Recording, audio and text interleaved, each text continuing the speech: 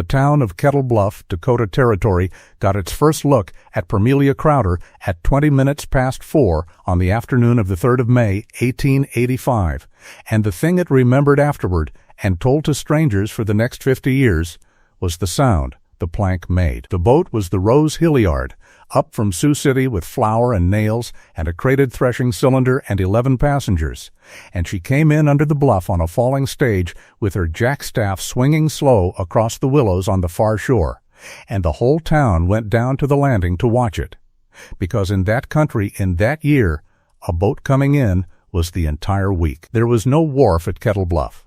There was a graded cut in the bank with cottonwood planking laid down in it, and a mud flat below that, and the boat put her nose in against the clay and held there on her wheel and ran out a stage from the bow, which is a plank walkway with a rail on one side of it, and the deckhand set the shore end of the stage down on the bank and kicked a chock under it. And that was the landing, and that was all it ever had been.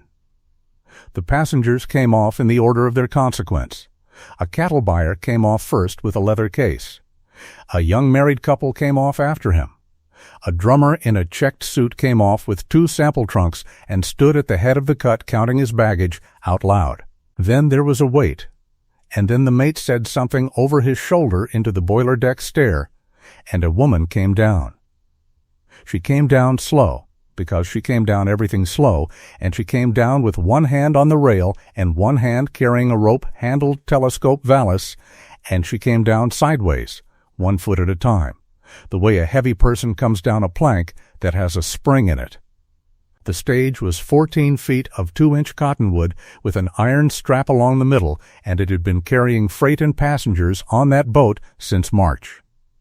It was sprung already. It had been sprung by the crated cylinder that morning, and one of the deckhands had said so, and nobody had done anything about it, because nobody ever does anything about a plank until the plank does something about them. She was 2/3 of the way down when it went. It did not snap. It broke the way a green plank breaks, in a long tearing crack that ran up the grain, and the middle of it dropped about 8 inches and hung, and the iron strap held, and the whole thing sagged like a rope. And the woman went down onto one knee with her hand still on the rail and her valise still in her fist, and stopped there, sitting on her own heel in the middle of a broken plank 6 feet over the Missouri River, with the yellow water running under her. For about 2 seconds it was quiet. Then a man at the head of the cut said, loud, in the way that men say a thing when they have been waiting 3 hours in the sun for something to happen, "Well, boys, there's your channel sounding. She's found bottom." And Kettle Bluff came apart laughing. It was not a snicker. It was not a few men. There were something over 140 people on that bank, which was very nearly every soul in the town, and a good many from the country behind it, and they had come down for a boat, and they had got a show. And they laughed the way people laugh when the joke arrives already made, and they do not have to do any of the work of it. Women laughed with their hands over their mouths. Boys screamed. The drummer in the checked suit laughed so hard he had to set his simple case down. Somebody hollered to bring a jackscrew. Somebody else hollered that she ought to be weighed and taxed as freight, and that got the biggest noise of the afternoon. And the mate on the boat put his knuckles against his mouth and turned away, which is what a man does when he is trying not to laugh in front of a paying passenger. The woman on the plank did not look up at the bank. She looked down at the plank.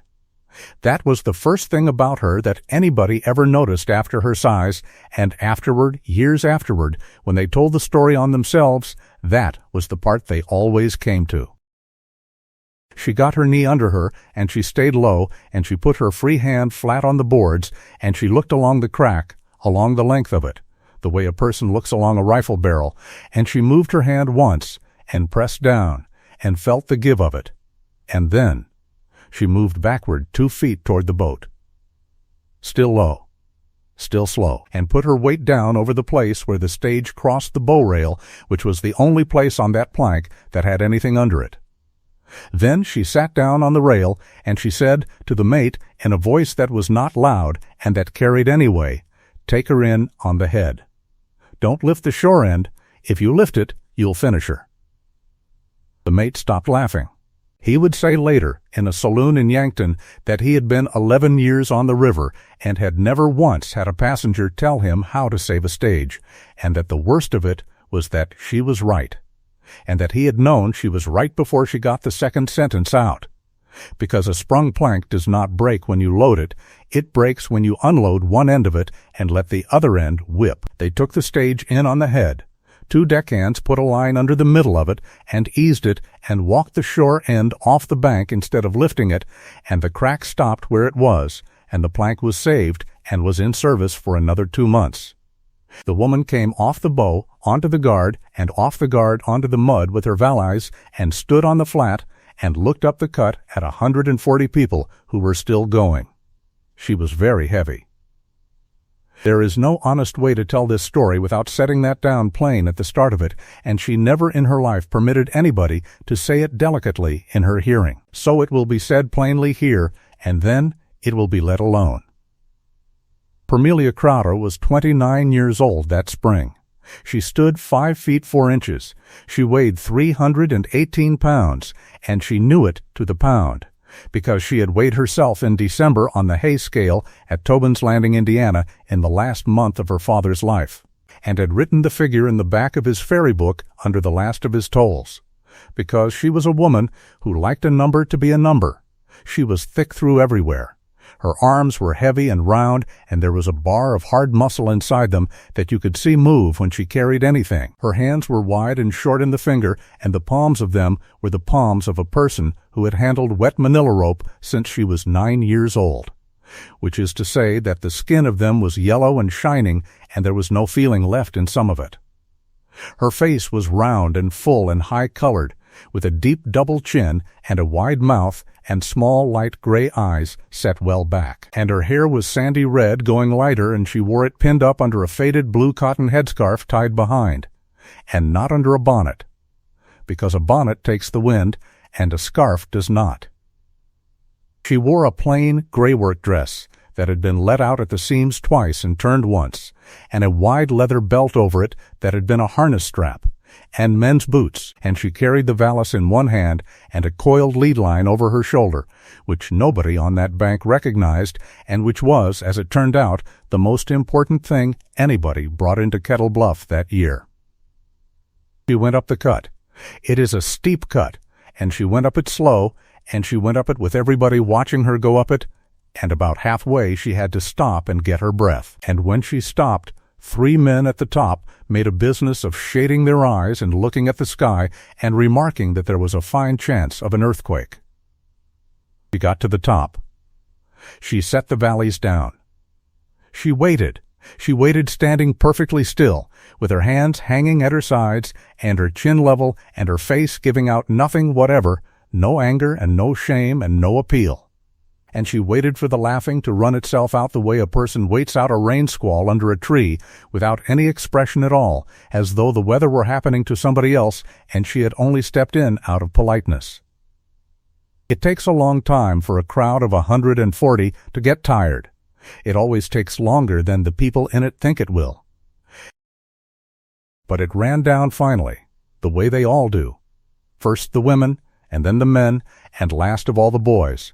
And when it had run down far enough that a person could be heard, she said, to nobody in particular, and to all of them, "Is Mr. Hobart Kirk here?"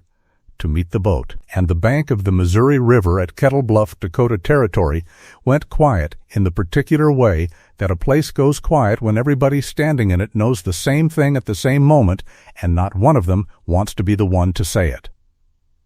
She looked at them. She had a good eye.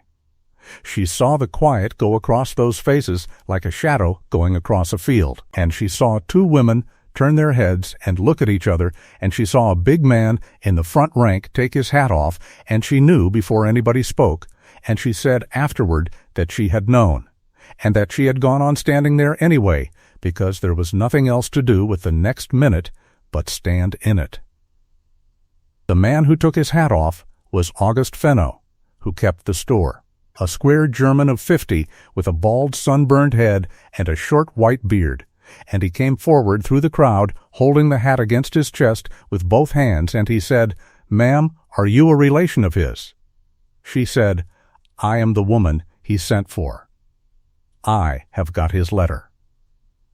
Fenno looked down at the ground, and then he looked up at her.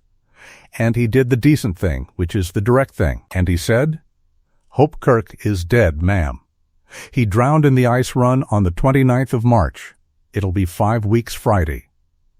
Nobody laughed then. There is a thing that happens to a crowd that has just been laughing at a person when the person is handed something like that, and it is not remorse exactly, and it is not shame exactly. It is a kind of scald. And 140 people at the top of a river cut felt it go through them altogether, and a good many of them started moving away sideways, not fast, just easing back out of the front rank, the way you do when you have been standing too close to a thing that is not yours. Permelia Crowder did not move. She said, "How?" Fenno said. He was taking the ferry flat off the winter blocks. He had her half in, and the ice came down out of the bend, and she got broadside and she went over. He was under her. 2 men saw it from the bank. It was quick, ma'am. It was not more than a minute, if that is worth anything. She said, "It's worth something. Where is he?" Fenno said, "Up on the bench, in the burying ground. There is a board on it. We meant to get a stone in the fall." She said, "And where is the flat?" The whole crowd heard the question, and not one of them understood it, and Fenno blinked at her and said, "Ma'am." She said, "The ferry flat." "Where is she?" "Did she go down?" Fenno turned around, physically turned around, and looked back over the heads of the people at the river, and then he looked back at Permelia Crowder with an expression that a good many people saw, and that he described afterward as the feeling of finding out that you have been talking to somebody else the whole time than the one you thought you had been talking to. He said, "She's down. She's laying in 11 foot of water off the head of the bar, and she has been laying there 5 weeks, and the cable is down with her, and there has been no ferry at Kettle Bluff since the 29th of March, and if you want the God's truth of it, ma'am, that is the worst thing that has happened to this town since it was laid out." Permelia Crowder picked up her valise. She said, "Then I had better go and look at her." She did not go and look at her that afternoon, because Orinda Stoll got hold of her arm before she was 10 steps up the street and did not let go. Orinda Stoll kept the Bluff House, which was a hotel in the sense that it had a sign, and she was a big, boned woman of 55 with iron-gray hair pulled back so tight it made her eyebrows sit high, and a long, plain face, and hands like a man's, and she had been standing in the middle of that crowd on the bank not laughing, which she wanted it understood, and which was true. She said, "You will come with me." Permelia said, "I have got $9.40. Orinda Stoll said, "I did not ask you what you had got. I said, you will come with me." So she went.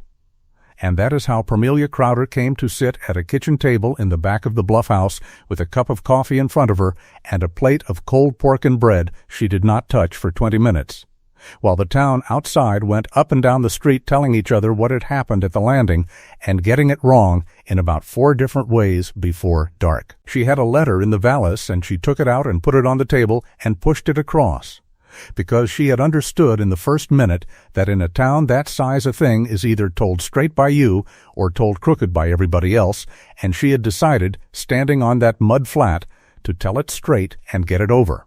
It was 2 sheets of ruled paper in a plain hand, with the letters formed carefully and the lines running downhill toward the right, and it was dated the 11th of February, 1885, at Kettle Bluff, Dakota Territory, and Orinda Stoll read it twice, and then folded it up and sat with her hand flat on top of it. Hobart Kirk had read her father's death notice. That was the whole of it, and that was the strange, sad root of the entire business. Absalom Crowder had kept the ferry at Tobin's Landing on the Ohio River in Perry County, Indiana, for 34 years. And when he died on the 9th of January, the Louisville River paper printed 4 inches on him, because the river papers in those days printed 4 inches on any man who had held a crossing that long. And the notice ran, as those notices did, up and down the whole system. and got reprinted in St. Louis and in Sioux City, and a man in Dakota Territory who kept a ferry and took the Sioux City paper read it on a Thursday in February with his boots on the stove door. What the notice said, among the rest of it, was that Absalom Crowder was survived by 2 daughters, and that the younger of them, Permelia, had stood the sweep on his ferry since she was a girl and was said by rivermen to be the best hand with a wire rope splice between Cincinnati and Cairo. Hobart Kirk sat down and wrote to her the same night. His letter did not pretend to be a love letter, and Permelia Crowder never once in her life pretended that it had been. It said that he was 41 years old and a widower without children, that he held the ferry franchise at Kettle Bluff in Dakota Territory under a county license, that his crossing was 1,100 feet of bad water with a bluff on both sides and a current that would take the hat off your head, that he had a flat of 42 feet and a wire rope cable, that he was single-handed and getting no younger, that a ferry is not a thing one person can hold, and that he had read in the paper about her father and about her, and that he was making her an offer of marriage in plain words, and would she consider it. And then, at the bottom of the second sheet, in a slightly smaller hand, as though he had thought about it for a while before he put it down, he had written the sentence that Permelia Crowder kept for the rest of her life, and that was found folded in her ferry book after she died. He wrote, "I will say to you honestly that I do not know what you look like, and I do not much care, but I would give a good deal to have somebody at this crossing who knows what the river is doing without being told." She had written back on the 2nd of March. He had written again on the 9th. She had sold her father's tools, all but the lead line and a splicing fid and a marline spike, and had got out of Tobin's Landing with $51, because her sister's husband, Marcus Dill, had the ferry lease now, and had made it clear in January that there was a place for her at his table for as long as she cared to be useful in his kitchen. And Permelia Crowder had looked at the rest of her life in that sentence and had not liked the look of it. She had come up the Ohio and across on the cars and down the Missouri, and it had taken her $41.60 and 8 days. And she had arrived on the afternoon of the 3rd of May, 5 weeks and 2 days after Hobart Kirk had been rolled under a 42-foot scow in the ice run, and nobody in Kettle Bluff had had the first idea that she was coming, because Hope Kirk was a close man and had told exactly one person, and that person was his own hired hand, and his hired hand was Bird Suggs, and Bird Suggs had been drunk since the 30th of March. Orinda Stoll put her hand on the letter and said, "Child, what will you do?" And Permelia Crowder, who was 29 years old and had been called child by nobody since she was 11, said the thing that got repeated all over that county for a week, and that made her, in about equal parts, admired and detested before she had spent one night in the town. She said, "I will do what he wanted done. There is a boat on the bottom out there, and a cable in the mud, and a crossing shut, and I did not come 800 miles to look at it." It ran up the street in an hour. By supper time, there were 2 versions of it. In the first version, told mostly in Fenno's store and in the kitchens, it was the finest thing anybody had heard in a year, and there were 3 women who cried about it. In the second version, told in the Elkhorn Saloon and in the office of the Kettle Bluff Sentinel, it was the funniest thing anybody had heard in a year. And the phrase that came out of that room and stuck to her for 3 months was that the town had ordered a wife and got a wharf boat. Dennis Fuchs, who ran the Sentinel, printed it on Thursday. He printed the whole thing, because it was the only news there was, and he printed it with what he considered to be a light touch, and what he wrote was that the late lamented Hobart Kirk had shown a sound instinct in selecting a helpmeet of such displacement, since in the event of the ferry going down a second time, the county would at least be provided with a life raft. He sold every copy he had. Permelia Crowder read it in Orinda Stoll's kitchen on Thursday afternoon with her thumb holding the page flat, and read it all the way through, and then folded the paper in half and in half again and handed it back and said, "He spells the river wrong. There is no I in Missouri after the S." That is the only thing she ever said about it to anybody, and it was true. And Fuchs had spelled it Missouri in the same column, and when somebody told him she had said it, he went and looked, and it soured his afternoon considerably. But it must be set down honestly that the joke got made everywhere that spring, and that it got made in front of her, and that some of it was not light at all. There was a boy of about 19 who worked at the livery and who took to walking behind her on the plank sidewalk with his cheeks blown out and his arms held wide, and got a laugh out of the loafers on Fenno's bench for 4 days running until Orinda Stoll came out with a wet broom. There was a man in the Elkhorn who offered a bet at 10 to 1 that the flat would not float with her aboard, and found takers at the odds, and the bet stood open all summer and was eventually paid in October under circumstances that nobody who was there ever cared to describe as funny. And there was loyal Dorset, who did not make jokes, and who was the only man in that country with the sense to see immediately what her arrival meant to him. Loyal Dorset kept the steam ferry at Dorset's Bend, 3 miles and a quarter downriver, where the bluffs open out and the crossing is a mile wide and dead easy for a boat with an engine in it. He had a little steam ferry boat named the Cora D, with a 12-inch cylinder and a stern wheel and a house on her, and he had bought her at a sheriff's sale in Nebraska in 1882, and she was the pride of his life and the whole of his fortune, and she cost him money every day she ran. Because the crossing at Dorset's Bend goes nowhere. The road goes to Kettle Bluff. It always had. The freight road out of Ives Station on the Nebraska side, where the railroad was, came up the east bottom and crossed at the bluffs, because the bluffs are where the river is narrow and the banks are hard, and everything that went to the whole west country. Every keg of nails and every stick of lumber and every bushel that came back went across at Kettle Bluff on Hobart Kirk's wire rope flat for 11 cents a hundredweight. And loyal Dorset had sat 3 miles downstream for 3 years watching it happen.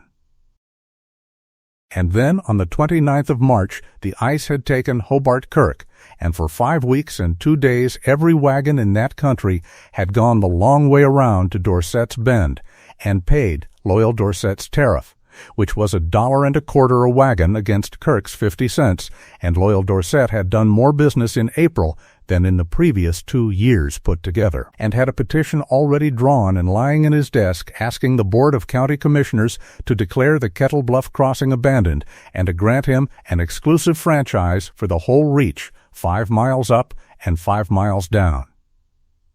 He had meant to file it in June. He filed it on Wednesday, the 6th of May, which was 3 days after a heavy woman came off a broken plank at the Kettle Bluff landing and asked where the flat was. And he sat in his buggy outside the courthouse at Fenwick and told the county clerk, in a pleasant way, that he did not see how any board could hold a franchise open for a corpse. Then he asked, in the same pleasant way, who exactly it was that had come off the boat. She went down to the river at 5:30 the next morning, which was a Monday, and she went down alone, and there were 4 people awake in Kettle Bluff to see her go. The Missouri, at Kettle Bluff, runs between 2 bluffs of yellow clay and gravel that stand up about 90 feet, and the reach between them is a little over 1/4 of a mile from bank to bank at an ordinary stage, which is narrow for that river, and because it is narrow the water in it is fast and deep and mean. There is a hard bottom of gravel across the head of the reach, which is why the crossing was put there. There is a sandbar building off the Dakota Point, which was the trouble, and the current in the middle of it, on a June rise, will run better than 7 miles in the hour, which is faster than a man can trot on soft ground. She came out on the bench above the cut in the gray light, and she did not go down to the water for a long while. She stood on the edge of the bench with her hands at her sides, and she looked at it. And what she was doing, though nobody in Kettle Bluff would have believed it if it had been explained to them, was reading. She read the color first. She read the boils, which are the round, smooth places that come up on the surface where the water is turning over from the bottom, and she counted how far below the head of the reach they were forming, and that told her where the deep water lay. She read the eddy line along the Dakota shore, the long seam of turning water where the current running down and the water running back up along the bank meet each other and shear, and she saw where the seam came in against the point and where it went slack. She read the drift, the sticks and the whole trees and the pieces of somebody's fence coming down out of the bend above. And she watched 3 of them all the way across the reach and marked with her eye where each one came in, and that told her the set of the current, which is the single fact a ferryman lives on. She read the willows on the far shore for the level of the last rise, and the mud line on the clay for the level of the one before that. Then she went down. The flat lay off the head of the bar in 11 feet of water, and at that hour, with the light behind her and the river running low from a dry April, you could see her. You could see her as a long, pale rectangle under the yellow surface, with the water combing over the upstream gunwale in a standing ripple, and there was a cottonwood trunk driven up under her stern quarter, and a raft of small drift caught against her, and the whole thing had begun to catch sand the way anything on that bottom begins to catch sand within a week. The cable was in the river, too. That was the thing that mattered, and that was the thing that no man in Kettle Bluff had looked at properly in 5 weeks. An old wire rope ferry across a crossing like that is not a machine so much as it is an arrangement, and the arrangement is this. You set an anchor high on each bank, and you run a heavy wire rope from bank to bank. And you hang it high enough in the middle that a boat can pass under it, or you sink it, depending on the crossing and the traffic. From that main cable you hang a traveler, which is a little iron carriage with sheaves in it that rolls along the cable, and from the traveler you take 2 lines down to your flat, one to the head and one to the stern, and those 2 lines together are the bridle. And then you do not row, and you do not pole, and you do not burn 1 stick of wood. You haul on the bridle until the head of your flat is cocked up into the current at an angle, and the river hits the side of your boat, and because the boat cannot go downstream because the cable holds her, the only place the river can push her is across. That is the whole of it. The current ferries you. A man on the bank sees a loaded scow with 3 wagons and 6 horses on it walk across a 1/4 mile of the Missouri River with nobody doing anything aboard her but standing at a cleat, and he thinks it is a trick, and it is not a trick. It is an angle, and the angle is the entire art. And the man who has the angle right crosses in 4 minutes, and the man who has it wrong spends 20 minutes. In the middle of the river finding out that he has it wrong. Hobart Kirk had rigged a good crossing. Permelia Crowder could see that from the bench before she ever put a hand on anything.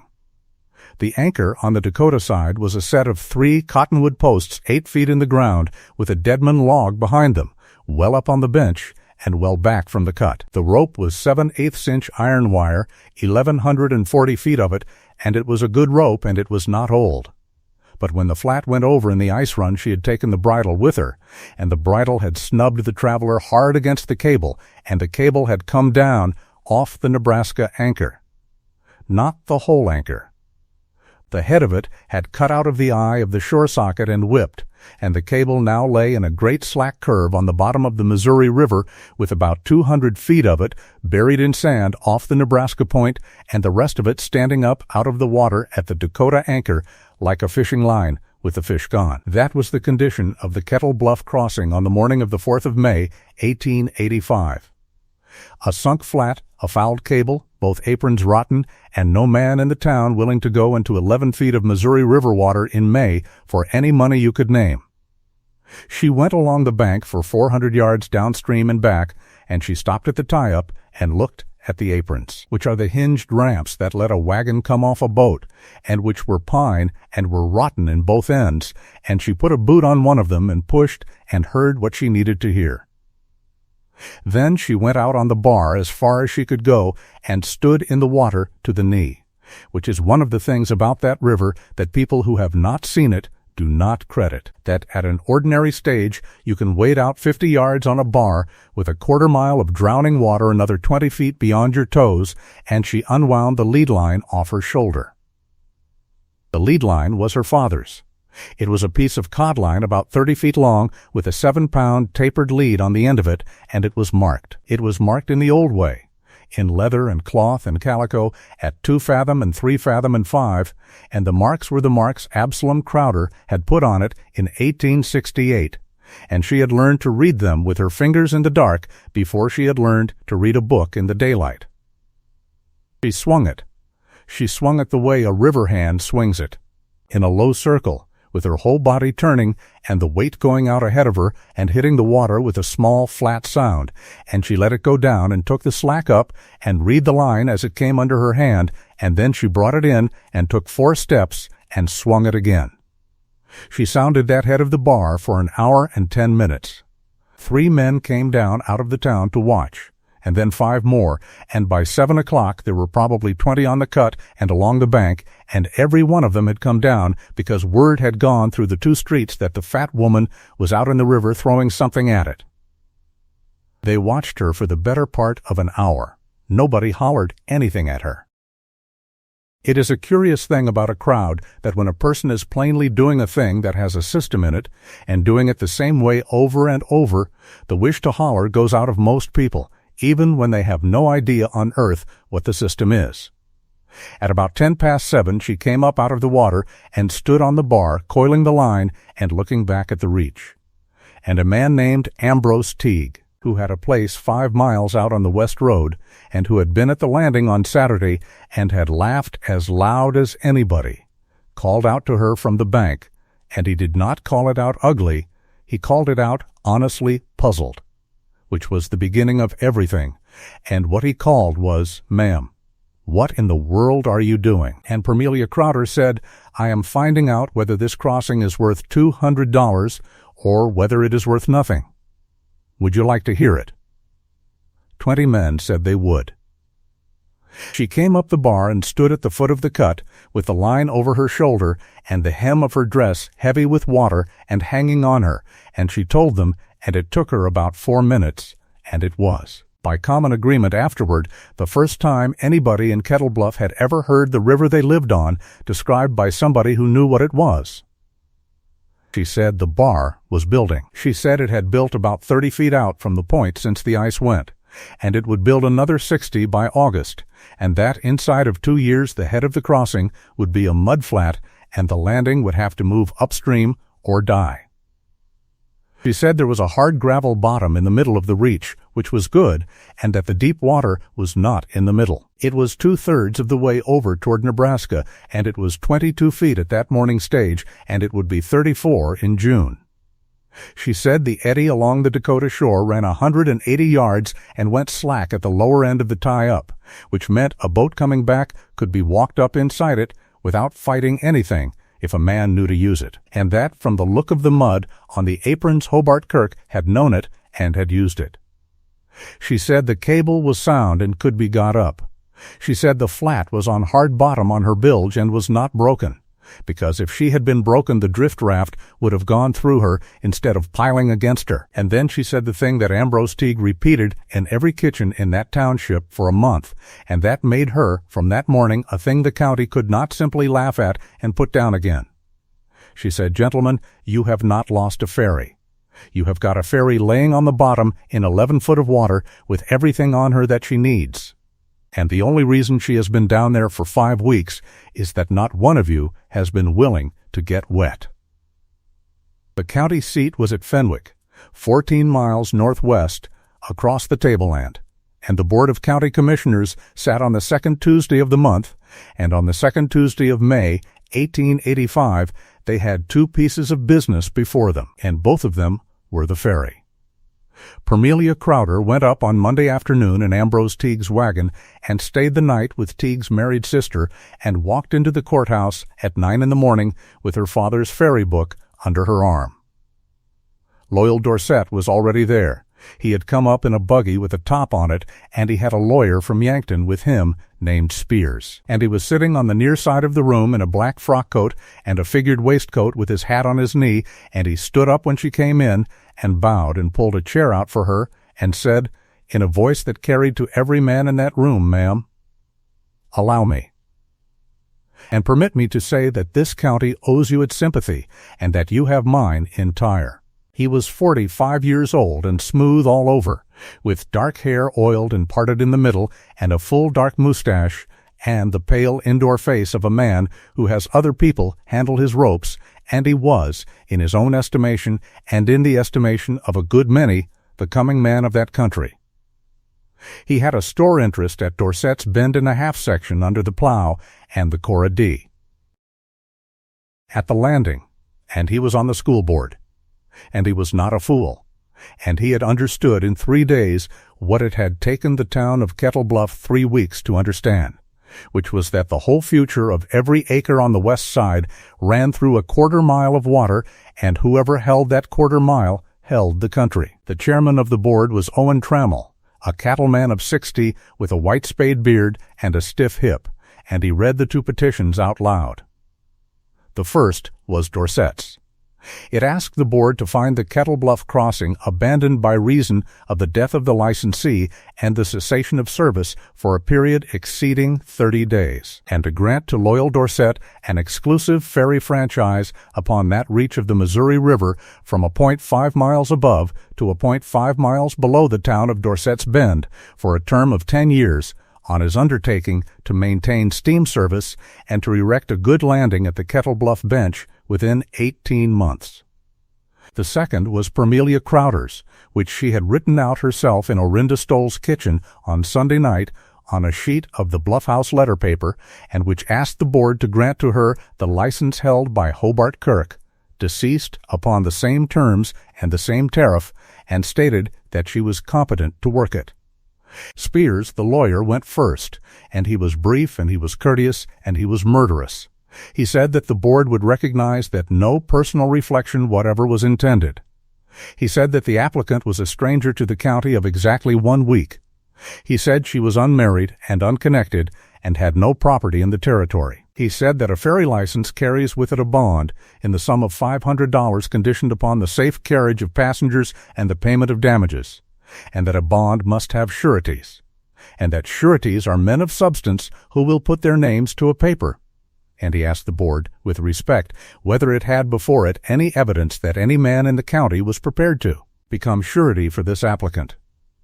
Then he sat down, because he did not need to say the rest of it, and the rest of it was in that room anyway.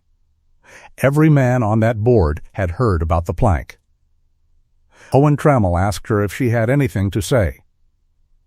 Permelia Crowder stood up.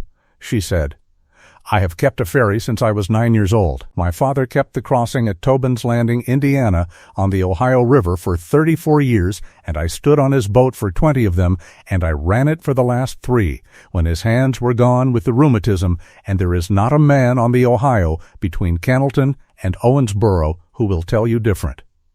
In those 3 years I carried, by my father's book, which is under my arm, 9,460 wagons and 19,000 head of stock, and no losses of any kind."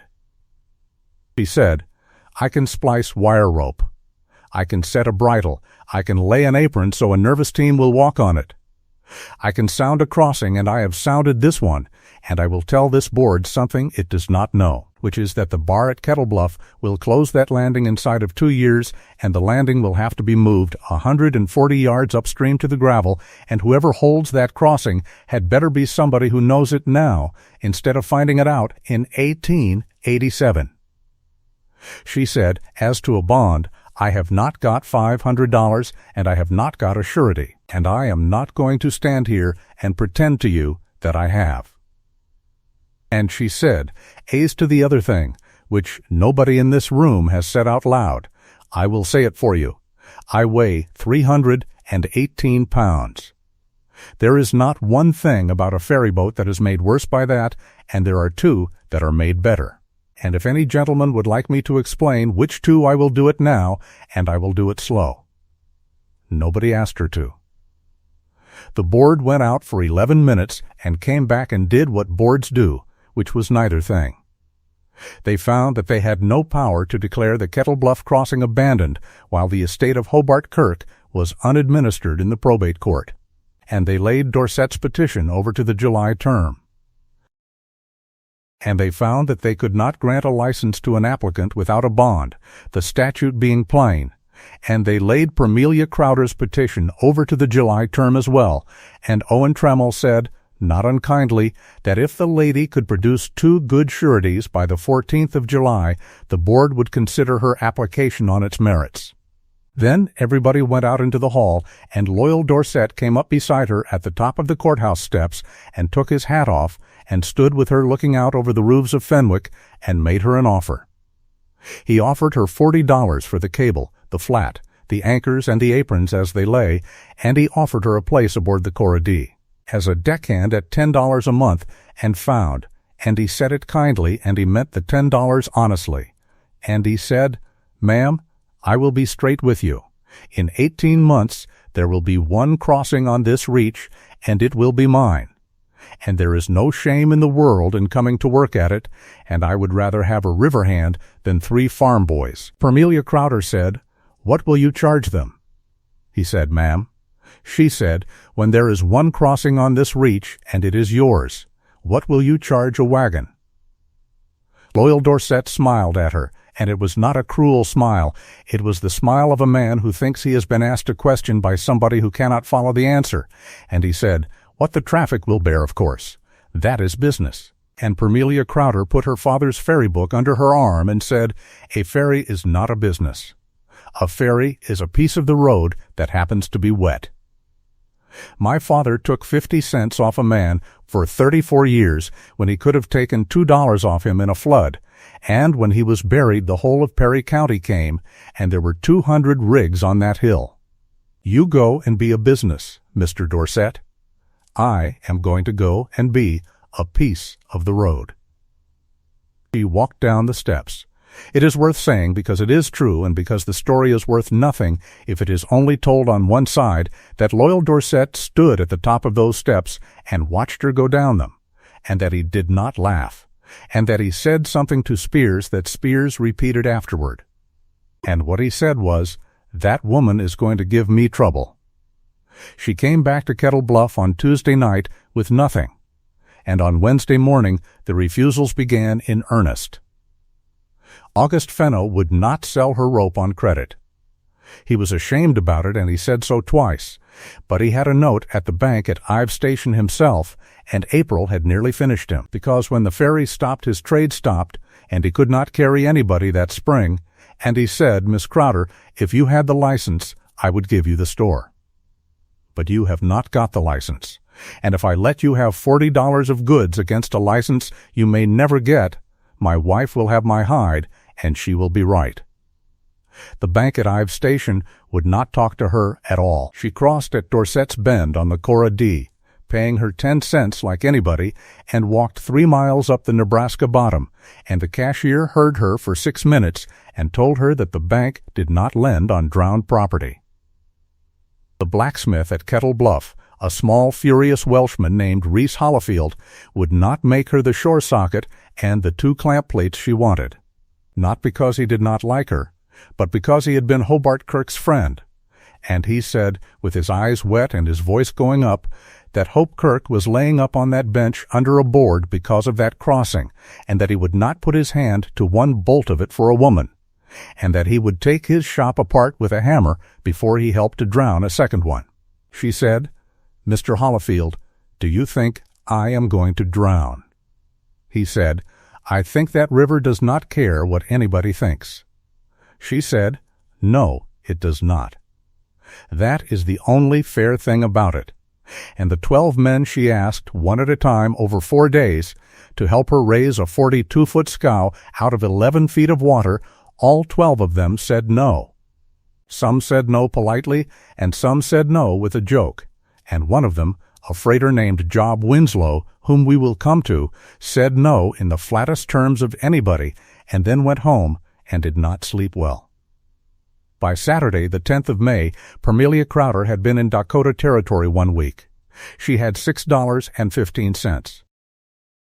She had no license, no bond, no surety, no credit, no help, and no place except a room over the Bluff House kitchen that Orinda Stoll would not let her pay for. And on Saturday afternoon she went down to the Elkhorn Saloon, which no woman in that town had ever entered, and stood in the door in the sunlight with her hands at her sides until it went quiet, and asked for Bird Suggs. Bird Suggs was 56 years old and had one arm. He had lost the left one below the shoulder in 1869 on the Yellowstone in a capstan, and he had been a deckhand and a leadsman and a striker on the mountain boats for 22 years before that. And after the arm, he had been whatever he could get. And for the last 4 years, he had been Hobart Kirk's hand at the Kettle Bluff Ferry. And he had been on the bank on the 29th of March and had seen the flat go over, and had gone in after him up to his neck, and had been pulled out by 2 men, and had not been sober since. He was sitting at the end of the bar with his hat on, and his empty sleeve pinned up at the shoulder, and his face the color of a brick, and when she said his name, he did not turn around. She walked the length of that room, which took a while, and she stood beside him, and the 11 men in there watched, and the barkeeper stood with a glass in his hand and did not move. She said, "Mr. Suggs, I am the woman Hope Kirk wrote to." Bird Suggs said, "Into the bar, I know who you are." She said, "He told you I was coming." He said, "In February." He told me in February. He was pleased about it. He said, "Bird, we are going to get a hand out here that can read water." He said it about 9 times. She said, "Then you are the only man in this county who has any idea what I am, and I want you at the landing on Monday morning at 6 o'clock. Bird Suggs laughed. It was an ugly sound, and it was not aimed at her. He said, "Ma'am, look at me." She said, "I have looked at you. You have got 1 arm, and you can sound a river, and you can handle a line, and I have got 2 arms, and neither one of them can do the other. 6 o'clock. He said, "I ain't been sober since March." And Permelia Crowder said, "Then Monday is going to be a long day for both of us." She turned around and walked back the length of that room and out into the sun. And behind her a man said something and got a laugh, and Bird Suggs, without lifting his head off the bar, said, "You shut your mouth," which surprised everybody, including Bird Suggs. He came at 6 o'clock. He came shaking so badly he could not hold a cup, and he was no earthly use for the first 2 hours, and he sat on the bank with his head in his hand while she worked. And at 8 o'clock he got up and came down and said, "All right." And from that morning until the day he died, Bird Suggs took 1 drink a year, on the 29th of March, and no more. What they did over the next 19 days is the part of this story that old men in that county used to tell to boys, and the boys generally did not believe it. To raise a 42-foot scow off the bottom of the Missouri River in 11 feet of water with no steam, no derrick, no diving gear, and no money, Permelia Crowder used 4 things. She used empty barrels, a windlass, the river itself, and the bar. The barrels came first. She went to Fenno and did not ask for credit. She asked for empties. And Fenno had 31 empty coal oil barrels and pork barrels behind the store that had been stacked there for 2 years because there was nothing to do with them, and he gave her the lot and was glad to be able to give her something. She had them roll down the cut. She bunged them tight and paid out her own pitch and made every one of them dead sound. And she and Bird Suggs tested every single barrel by holding it under and counting, and threw out 6, and that left 25. Then the lines. There was no money for line. The lines came out of a hay rope, 2 coils of old sisal that Ambrose Teague brought in on Wednesday of the first week and set down on the bank and said nothing about. And out of a quantity of picket wire, and out of Hobart Kirk's own bridle rope, 40 fathom of it, which was still made fast to the flat down there in the water, and which she recovered on the 2nd day by wading out on the bar to. The last possible place a person could stand, and throwing a grapnel made of 3 worn-out plow points wired together, and hooking it on the 11th row, and hauling that rope up out of the Missouri River hand over hand with the water to her armpits, and the bottom sliding away under her boots. Bird Suggs, standing behind her on the bar with a line around his waist tailed onto a cottonwood, said afterward that it was the single most frightening thing he ever watched in his life, and he had been on the Yellowstone. Then the diving. This is the part the boys did not believe. Permelia Crowder went down to that flat, and she went down to it 14 times over 4 days, and she did it by walking out along the bar until the bottom dropped, and then going down the anchored line, hand over hand with a rock in the crook of her arm, and she was down each time between 40 and 50 seconds, and what she did down there was pass a line under the hull. She could do it because she had done it before. There is a whole class of river work that got done in that century by people simply going into the water and doing it, and Absalom Crowder's daughter had been going under his ferry to clear a fouled bridle since she was 14 years old. And there is one other thing to say about it, and it will be said once and plainly, because it is the pivot of this entire history, and because everybody in Kettle Bluff eventually worked it out for themselves. Parmelia Crowder floated, 318 pounds of her, and she floated like a cork, and she could lie on her back in the middle of the Missouri River with her arms folded and rest, and she could go down the line and work in the cold and come up and not be finished.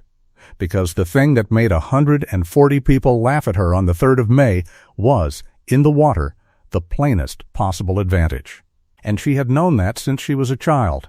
And the country around her found it out that May, and had the grace, most of it, to be embarrassed. She passed 4 lines under the flat, at the quarters and at the middle, working the bights along the bottom with a length of gas pipe. And she came up on the last one on the 18th of May with her lips gray and her hands dead, and could not get up the bank, and sat on the bar for half an hour with a blanket over her while Bird Suggs built a fire out of drift. Then the barrels went on, 2 at a time, sunk down the lines empty with the bungs out, and a length of hose from a hand pump run down to each, and pumped full of air with a common cistern pump that Rees Hollifield the blacksmith brought down on the 15th of May and set on the bank and did not say one word about, and worked for 6 days. He had come down on the 14th to watch, meaning to be disgusted, and had watched her come up out of 11 feet of water for the 9th time with a line in her teeth, and had gone home and got the pump. 25 barrels came to about 11,000 pounds of lift, which was not enough by itself to raise a sanded scow, and Parmelia Crowder never expected it to be. The barrels were not there to lift the boat. The barrels were there to make the boat light enough that the river could do the rest, because the last thing she used was the bar. She had the whole thing timed to the river. She had been reading the stage every morning since the 4th of May on a stick she had driven at the tie-up and marked, and she knew a rise was coming down out of the upper country, because the drift had changed, and because there was fresh cottonwood bark in it, and because the water had gone from yellow to a dirtier yellow on the 10th. And she knew that when a rise comes onto a sandbar, the bar moves, and the sand that is holding a sunken boat on her bilge lets go all at once. So she got everything on, and everything fast, and everything ready. And then she waited 4 days doing nothing, which nearly cost her the town, because for 4 days the joke came back, and Kettle Bluff said that the fat woman had put barrels on a wreck and quit. The rise came in on the night of the 21st of May. She had them all down at the landing at 4 in the morning, which was Bird Suggs, and Rees Hollifield, and Ambrose Teague, and Teague's 2 grown boys, and August Fenno, and a Bohemian named Václav Sedlak, who was 19 and worked wherever anybody would have him, and Orinda Stoll, who came down to hold a lantern and stayed to haul on a rope. They had a windlass rigged on the bench, a common barn windlass on posts, with the hauling line running down through a snatch block on a deadman at the water's edge, so that they were pulling the flat, not up but sideways, in toward the bar and upstream into the eddy, which is the direction that a boat on that bottom will actually come. At 20 minutes to 5, in the first gray, the river came up 8 inches in about a quarter of an hour, and Parmelia Crowder stood at the head of the windlass with the lead line in her hand and put her palm flat against the hauling rope and felt it. She said, "She's moving. Take her." They took her. She came up out of the Missouri River bow first with a great sucking roar and a mat of drift and mud and dead willows sliding off her deck, 25 barrels standing up all along her sides like a hog's back, and she came in across that bar with 8 people hanging on a windlass and the rise pushing under her, and she grounded on the hard sand of the tie-up at 4 minutes past 5 in the morning on the 22nd of May, 1885, sitting upright, full of water and sand, and not broken anywhere except a stove-plank in the starboard bow, where the cottonwood had gone into her. Nobody cheered. They were all too tired, and it had gone on too long. Orinda Stoll sat down on the mud in her good dress and cried, and Parmelia Crowder walked out along the deck of that scow in a foot of water, sounding the planks with her heel the whole length of her, and got to the bow and stood there and looked down at the stove place for a while. Then she said to nobody, in the voice of a woman doing arithmetic, 2 planks, and a knee, and the aprons, and the cable. We can be running by the 4th of July. And Bird Suggs, sitting on the windlass with his one hand hanging between his knees, said, "Ma'am, you have not got a license." And she said, "The license is a piece of paper. This is a boat." The cable took her the rest of May and 11 days of June, and the cable is where the county stopped laughing for good, because a wire rope splice is a thing that a person either can do or cannot do. And there is no arguing with it and no pretending about it, and there were exactly 2 men west of the Missouri River in that county who had ever seen one made, and both of them stood on that bench and watched her make 3. The Nebraska end of the 1,140 feet had cut out of the shore socket, and the last 200 feet of it were buried in sand off the point. She got it up in the first week of June with a grapnel and a team and a great deal of patience, and when it came up dead.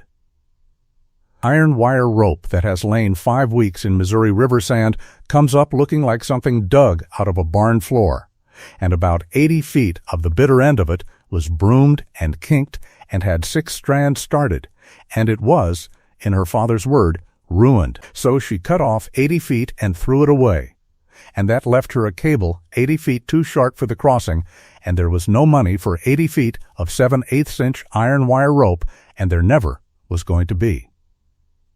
What she did instead was go looking for scrap wire, and she found it in 3 places. She found 110 feet of 5/8 cable at the abandoned Kirby elevator on the Nebraska side, which had been a hoisting fall, and which she bought from the assignee for $4.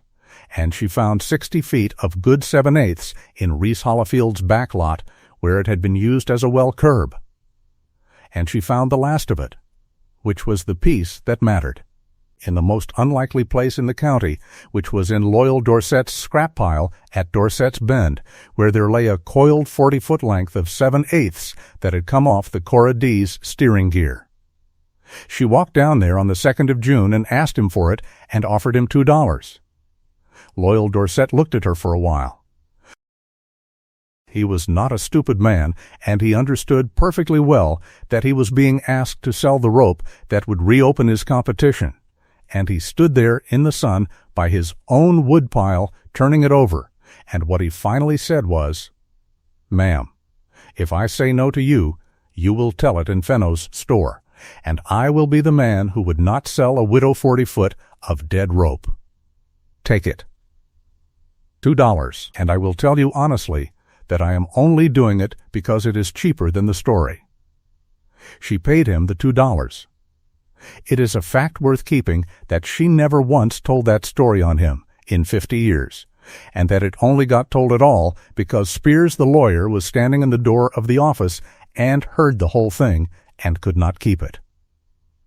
Now, a wire rope splice to join 2 ends of a 7/8 inch 6-strand iron wire rope, so that the joint will carry the load. You do not clamp it, and you do not weld it.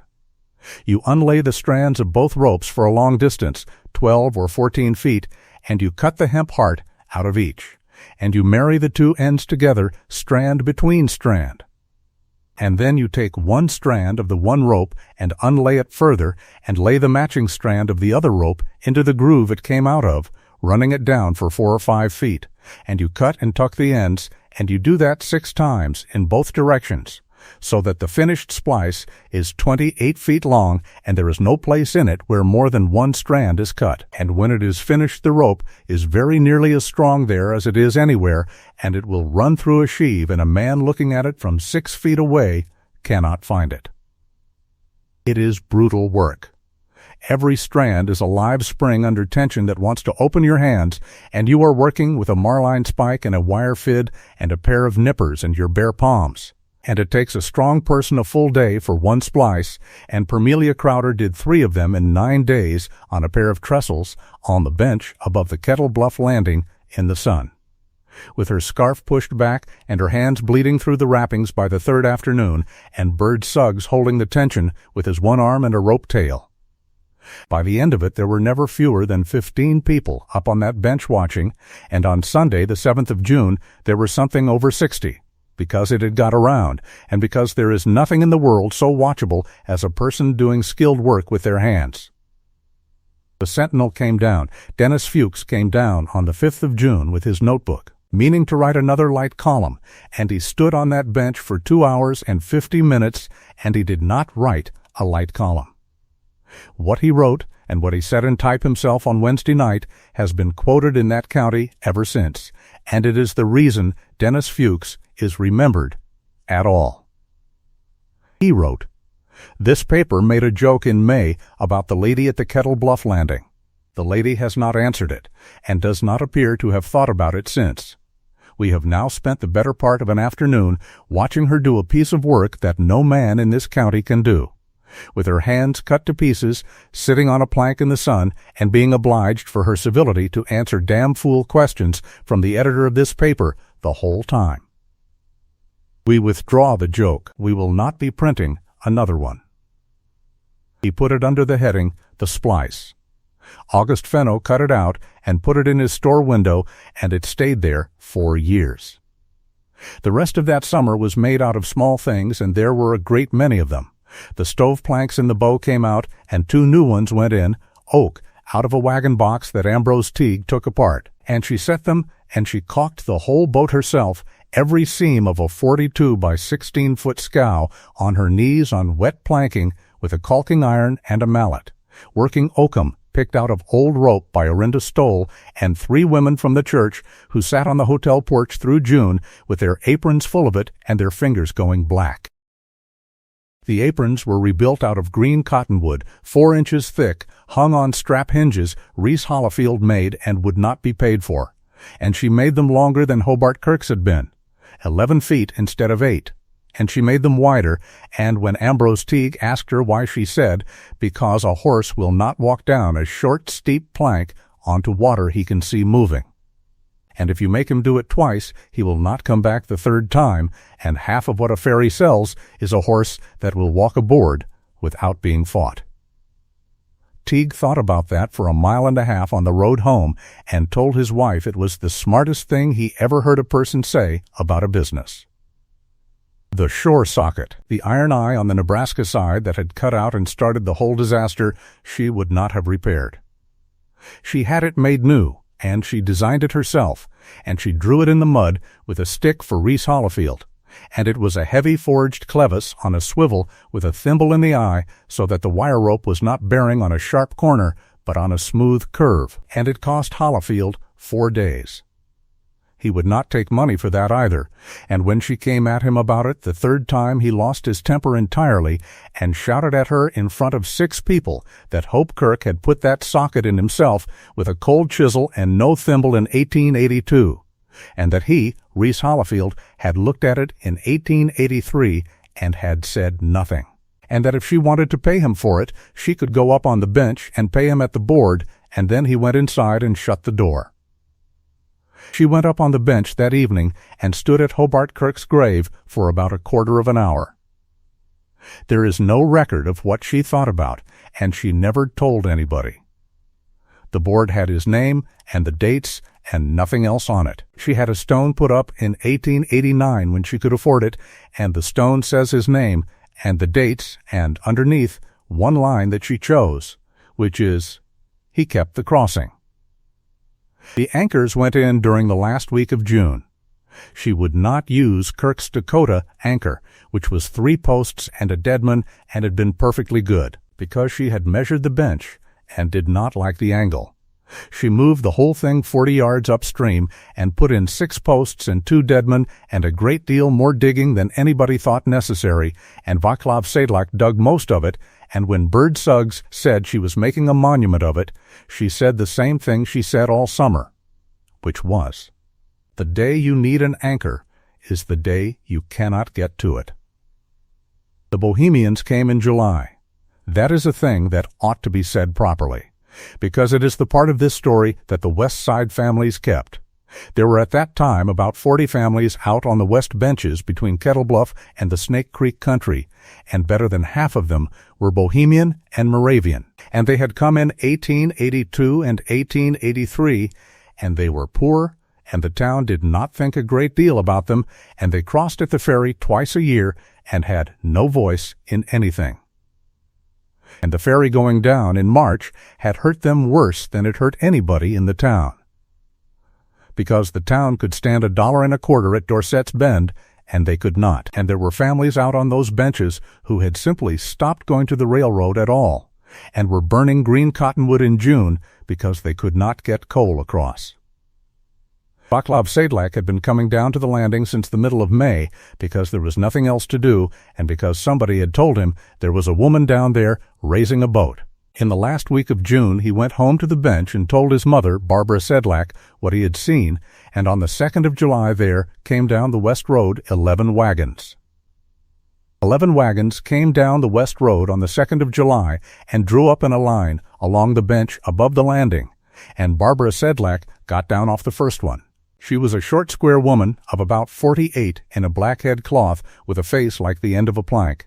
And she had 4 words of English and had brought her son to do the rest, and what she had brought besides was a folded piece of paper with 11 names on it, and in a flour sack the sum of $31.80 in coin, which was the whole of the loose money on 11 quarter sections.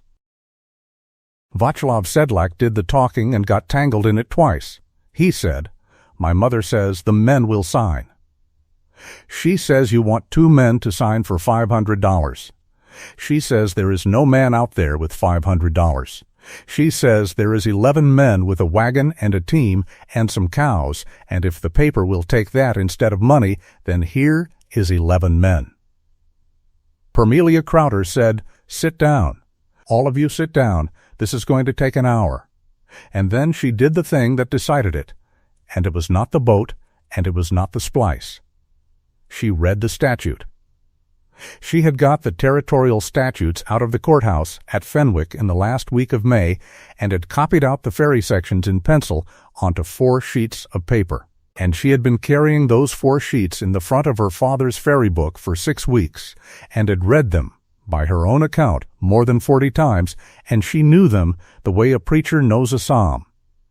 And what the statute said, when a person read the whole of it instead of the part everybody quoted, was this. It said that no license shall issue until the applicant give bond in the penal sum of $500 with 2 or more sufficient sureties to be approved by the board. It did not say freeholders. It did not say men of substance.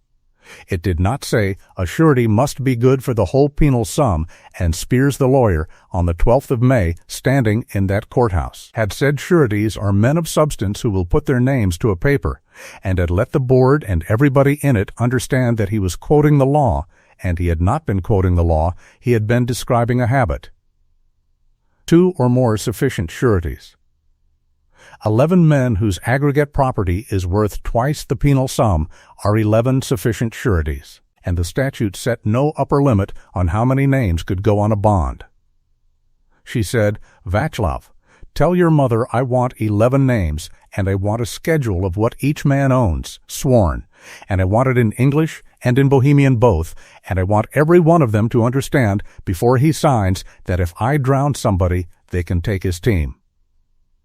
He told her. Barbara Sedlak listened to the whole of it and then said something short.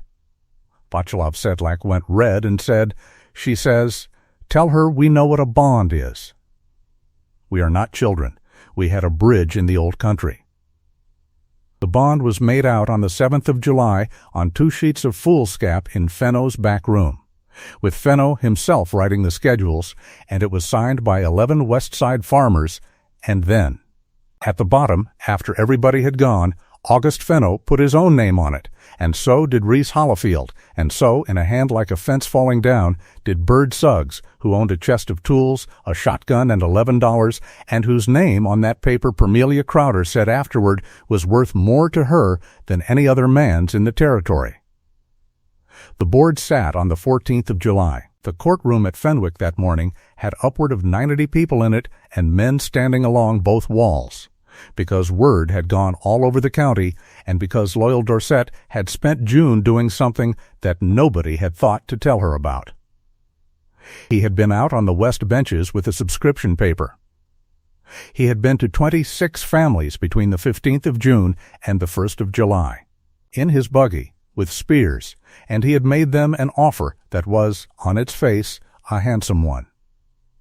He offered any family that signed a crossing rate of 35 cents a wagon at Dorset's Bend, which was 15 cents under what the dead man at Kettle Bluff had ever charged, guaranteed in writing, and free carriage of all school children and all funerals in perpetuity. 22 families had signed it. It was a good offer, and they were poor, and there was no ferry at Kettle Bluff, and there had not been one for 3.5 months. And Spears laid those 22 subscriptions on the table in front of the board on the 14th of July and said that whatever the board might think of the applicant personally, the settlers of the West Side had already spoken for themselves, and that it would be a strange thing for a board of commissioners to license a ferry that the country had declined in advance. Owen Trammell said, "Miss Crowder, have you seen this paper?" She said, "I have not." He said, "Then you had better read it." She took it, and she read it standing up, and she read it slowly, the whole of both sides, and she took about 6 minutes over it, which is a very long time in a room with 90 people in it, and Spears said twice that he did not wish to hurry the lady, and was plainly hurrying her. Then she said, "May I read Clause 7 out loud?" Trammell said she might, and Permelia Crowder read out, in a flat voice with no expression on it whatsoever, that the subscriber agreed to make all crossings of the Missouri River, for himself, his family, his hired men, and his stock, at the ferry of Loyal Dorset at Dorset's Bend, and at no other for the full term of 10 years from the date of the paper, and that the rate of 35 cents should be the rate for the first 2 years, and thereafter such rate as the proprietor should from time to time establish, and that any subscriber crossing elsewhere should forfeit the sum of $20, which sum was made a lien upon his crop.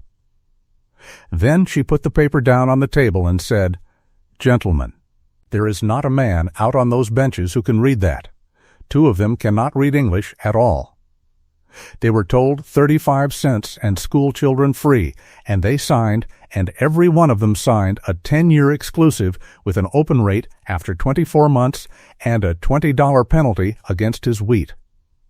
I would like the board to notice that Clause 7 is on the back of the sheet." The room made a sound.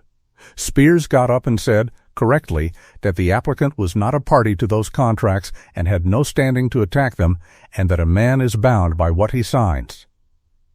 And Permelia Crowder said, "I have not attacked them. I have read them. That is all anybody has done to them yet." It was Ambrose Teague who broke it. He stood up at the back of that courtroom, out of order, and said, "Mr. Chairman, I signed that paper."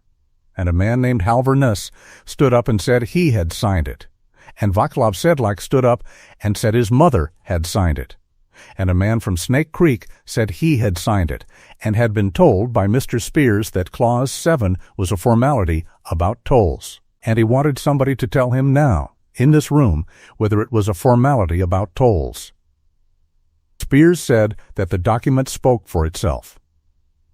Loyal Dorset sat perfectly still through all of it, with his hat on his knee, and then he stood up, and he did the one thing that saved him, and that is the reason he is not simply a villain in this account, because he had a hard mind, and he could count. And what he saw in that room in about 4 seconds was that the 22 subscriptions were worth less than nothing to him now, and that the only asset he had left was the manner in which he gave them up. He said, "Mr. Chairman, I withdraw the subscriptions." all of them. I will hand them to the clerk to be burned in the stove, and I will ask the board's pardon. The paper was drawn by my lawyer, and the clause is a lawyer's clause, and I signed it myself, without reading it as carefully as this lady has read it, and I am obliged to her, and I do not expect anybody in this room to believe that, and it is nevertheless the truth." He handed them over. They were burned in the stove that day, in front of everybody, and Owen Trammell stood and watched it done. Then the board took up the bond. Spears made his last stand on it, and it was a good one. He said the sureties were farmers of 2 and 3 years standing with mortgages of record, that a bond of 11 names is a bond of no names, that the board could not in conscience approve sureties whose entire property was a growing crop. And Owen Trammell, who was a cattleman of 60 and who had been in that country since 1868 and who had not said 10 words all morning, said the sentence that ended it. He said, "Mr. Spears, I came into this territory with a wagon and 4 head, and every man who signed my first note is dead now, and not one of them ever asked me for a deed. The statute says 2 or more sufficient sureties. There are 14 names on that bond. If 14 men of this county are not sufficient, then I have wasted 17 years. The board approved the bond 4-1.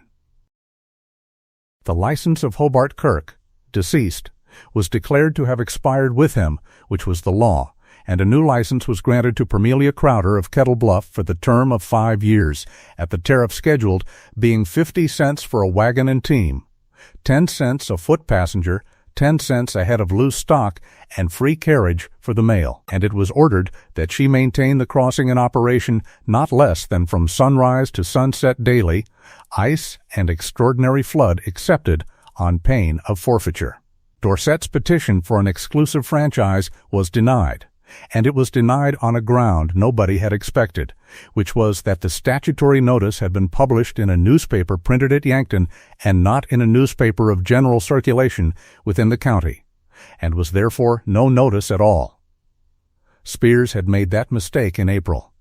She had found it in the statute in May and had said nothing about it for 2 months, and when Bird Suggs asked her afterward why in the name of God she had sat on it, she said, "Because a man who is beaten on a technicality comes back. A man who is beaten in front of his neighbors on the merits does not." She came out of that courthouse at 20 minutes past 11 in the morning with a license in her hand, and there were people on the steps, and Ambrose Teague had his hat off, and somebody had already gone for a rig. And at the bottom of the steps, loyal Dorset was waiting for her with his own hat in his hand, and he said, "Miss Crowder, will you take my hand?" She took it. He said, "You will have the whole of the West trade by August, and I will have the Nebraska bottom and the cattle, and that is about how it ought to lie. I would like to say one other thing, and then I will not trouble you." She said, "Say it." He said, "In 1882 I bought that boat because I wanted to be the man that country could not do without. I have watched you all summer, and I have understood something. Being the man they cannot do without is not worth anything at all. Being the one they come to is worth everything, and there is no way on this earth to buy the second one." Then he put his hat on and got into his buggy and drove to Dorset's Bend, and he never filed another petition as long as he lived. And in October of that same year, he did a thing that will be told in its place. The Kettle Bluff Ferry opened on the morning of the 20th of July, 1885, at 17 minutes past 5, which was sunrise, and the first crossing was made light with nobody aboard but Permelia Crowder and Bird Suggs. And it took 4 minutes and 10 seconds, and she timed it on her father's watch. The second crossing carried August Fenno, who had insisted on being the first paying passenger and who paid his 10 cents in the middle of the river and made her write it in the book. The third crossing brought over a load of pine from Ives Station for Ambrose Teague, and by 9 o'clock in the morning there were 9 wagons waiting on the Nebraska bank, and by noon there were 14. And on the first day the Kettle Bluff Ferry made 31 crossings and took in $11.80, and on the second day it made 38, and on Saturday, the 25th of July, it made 51 crossings and could not clear the bank until after dark, and Permelia Crowder sat down on the head of the boat at 10 at night with her boots in the water and ate a piece of bread, and could not lift her arms. Here is how it went, because the working of it is the thing people forget, and because for a year and a half that river crossing was the most watched piece of machinery in that part of Dakota Territory. She had the cable set at 111 inches above ordinary stage at the Dakota anchor and rather higher on the Nebraska side, because the Nebraska bank was lower and the cable had to clear a loaded hay rack going up the bottom road. The traveler ran on the cable on 4 sheaves, and off the traveler came the bridle, 2 lines, one to a bit at each end of the flat, and both of those lines were rove through blocks and brought back to a pair of hand winches that she had built herself in August out of a wagon jack, a mower gear, and Hobart Kirk's own cider press screw. That was the invention, and rivermen came up from Yankton to look at it in 1887. Every reaction ferry in the country in those years was set by hand, by hauling the bridle in and paying it out and belaying it on a cleat, and that means that the angle of the boat to the current is set in steps. And each step is a heave, and each heave takes a man's whole strength, and when you are wrong you must break the strain and do it again. What Permelia Crowder built was a pair of geared winches, one for the headline and one for the stern line, cranked with one hand each with a pawl, so that the angle could be altered by 2 inches while the boat was running under full load by a person standing still. She could steer that ferry. Nobody else on the Missouri River at that time could steer one, they could only aim one. And the difference between those two things, on a crossing with a bar building on the point and a current that changed its set 4 times a year, was the difference between a boat that lands where you want it and a boat that lands where the river puts it. She got across at 4 minutes to 4.5 at ordinary stage, loaded, and in a June rise she got across in 2 minutes and 50 seconds. And she came back up inside the Dakota eddy without touching a winch at all, letting the back current walk her up the 180 yards to the tie-up, which was a thing she had seen in the water on her first morning on the 4th of May, standing on the bench with a lead line over her shoulder, before she had a boat, or a license, or a friend in the territory. The tariff stayed at 50 cents. That has to be said flatly, because in August of 1885 she could have had $1, and there were men who told her so. There was 1 week in the middle of September when the whole West Country was hauling wheat, and there were 22 wagons standing on the bench at daylight.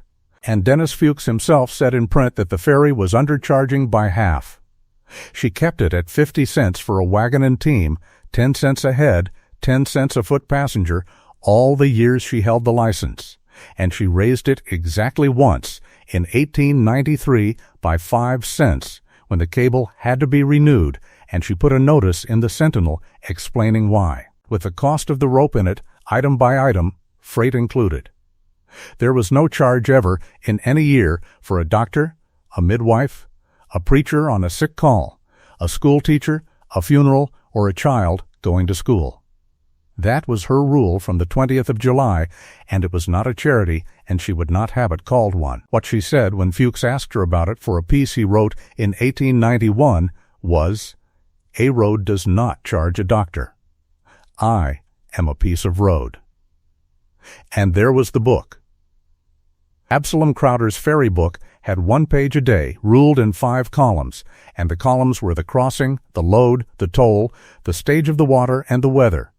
And she kept hers the same way from the first day. And she kept it in that form for 41 years, and the run of those books, 41 of them, is the single most complete record of the Missouri River at any one point that exists between Yankton and Fort Randall. And there is a professor from a state university who spent 2 summers with them in 1926. Now, Job Winslow. Job Winslow was 38 years old in 1885, and he hauled freight from the railroad at Ives Station to the West Benches and to the Agency Road beyond, with 4 wagons and 16 head. And he was a widower with 2 children, a girl of 9 named Pearl and a boy of 6 named Curtis. and his wife had died of a fever in 1882. He was a tall, heavy-shouldered man with black hair and a short black beard and deep-set dark eyes, and he was missing the last 2 joints of the forefinger of his left hand, and he was not a talker, and he had a reputation in that country for being the most careful freighter on the road and about the coldest company on it. He had been on the bank on the 3rd of May and had not laughed. He had also been one of the 12 men she asked in the 2nd week of May to help raise the flat, and he had said no in the flattest terms of anybody. What he had actually said, standing in the door of his wagon shed with a hamestrap in his hand, was, "Ma'am, I have got 2 children and no wife and 4 wagons that are mortgaged, and I cannot afford to be drowned for a boat that ain't mine. I am sorry." And she had said, "That is the first honest no I have had. Thank you." And he had gone in and sat down and not slept well, and he had gone down on the 22nd of May at 4 in the morning, meaning to help with the windlass, and had got there at 5 minutes past 5 and found the flat already up on the bar and 8 exhausted people sitting around a windlass, and had turned around and gone home without letting anybody see him, and had felt about it for the whole of that summer, the way a man feels. He came to the ferry the first week it ran with 4 loaded wagons and paid $2 and did not say anything, and he came twice a week after that all summer, and he was her best single customer, and for 6 weeks the whole of what passed between Parmelia Crowder and Job Winslow was morning and $2 and thank you. The thing that broke it was the boy.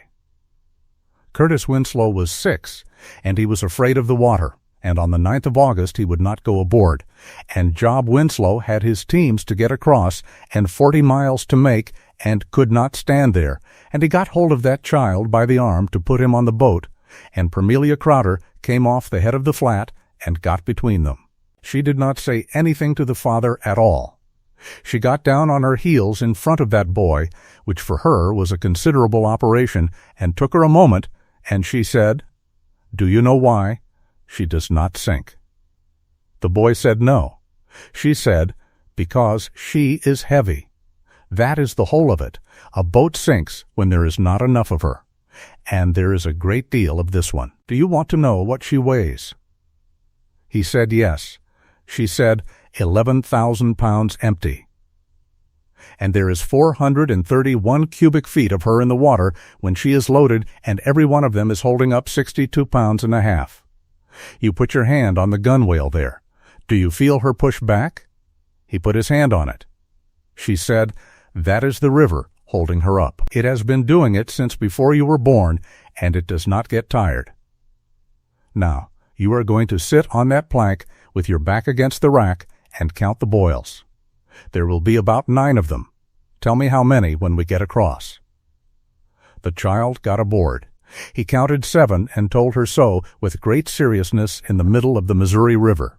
And she told him that 7 was right for that stage of the water, and that he had a better eye than his father, and Job Winslow stood at the head of his lead team 11 feet away, holding a mare by the bit with his hat pushed back, and did not say one word, and when he came off at the far apron, he stopped and looked at her for a second, and then went on.